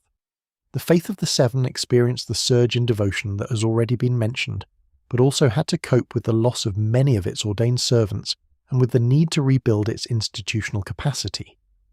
Orphanages and hospitals that had been overwhelmed during the plague had to be maintained and in some cases expanded to continue serving the increased numbers of people who depended on them. The faith's role in society was, if anything, enhanced by the plague, its services having proven essential, its moral authority strengthened by the sacrifices its members had made. The long-term economic trajectory of the post-plague realm was toward recovery and eventual return to pre-plague population levels, though this recovery would take decades and would not be uniform across all regions. The initial years after the plague saw continued disruption and adjustment, but gradually the economy stabilized, new patterns of production and exchange became established. The scars of the catastrophe began to heal, even if they never completely disappeared. The higher wages and better conditions that workers had won in the immediate aftermath of the plague eroded somewhat as population slowly recovered and as lords reasserted their authority, but some gains persisted, the memory of the post-plague period when labour had been powerful serving as a reference point for later negotiations. The material standard of living for survivors, paradoxically, often improved in the years immediately following the plague despite the overall economic disruption. With fewer people sharing the same amount of land and accumulated wealth, those who survived often found themselves better off materially than they had been before. Peasants might have access to more and better land, might live in larger houses abandoned by those who died, might own tools and possessions that had belonged to deceased neighbours and that were now available for the taking. This improvement in material conditions was cold comfort for those who would have preferred to have their loved ones back, but it was real nonetheless, and it affected how people experienced the post-plague period. The Great Spring Sickness of 209 created what historians would later recognise as a demographic and economic watershed, a point of discontinuity that separated the world before from the world after. The realm that existed in 210 was in many measurable ways a poorer, weaker, more disrupted place than the realm that had existed in 208. But it was also a realm where ordinary people had gained some advantages, where the relationship between labour and capital had shifted in ways that benefited workers, where the inevitability of the old order had been challenged and found to be less inevitable than it had seemed. The plague had demonstrated that the world could change rapidly and fundamentally, that what seemed permanent could prove fragile, and this demonstration would influence how people thought about possibility and change for generations to come. We've travelled together through a story of loss and resilience, through the spring of 209, when disease transformed the Seven Kingdoms in ways that swords and fire never could. We've seen how catastrophe arrived quietly, carried by ships and travellers who brought invisible danger along with their goods and their stories. We've witnessed the responses of kings and commoners, of maesters seeking knowledge and septons offering faith, of families struggling to protect those they loved and communities trying to endure what could not be avoided. We've understood that even in the darkest seasons, even when death seemed everywhere and hope seemed foolish, people continued to care for one another, to search for meaning, to choose compassion over despair. The Great Spring Sickness took perhaps 1 million lives, changed the realm forever, and yet Westeros survived, adapted, rebuilt, because that is what life does. It continues. As you rest now, let the weight of this history settle gently around you like an old cloak, warm and familiar. The struggles of 209 are centuries past, the people long at peace, their stories preserved in the memories we've shared tonight. You've walked through their world and witnessed their trials, and now you can let it all drift away, can release the names and the numbers and the sorrow, keeping only the quiet understanding that even the longest winters end, that spring always returns, that what seems unbearable can be borne. Sleep well, dear friend. The night is dark and full of rest, and your watch has ended. Let go now and dream of gentler springs.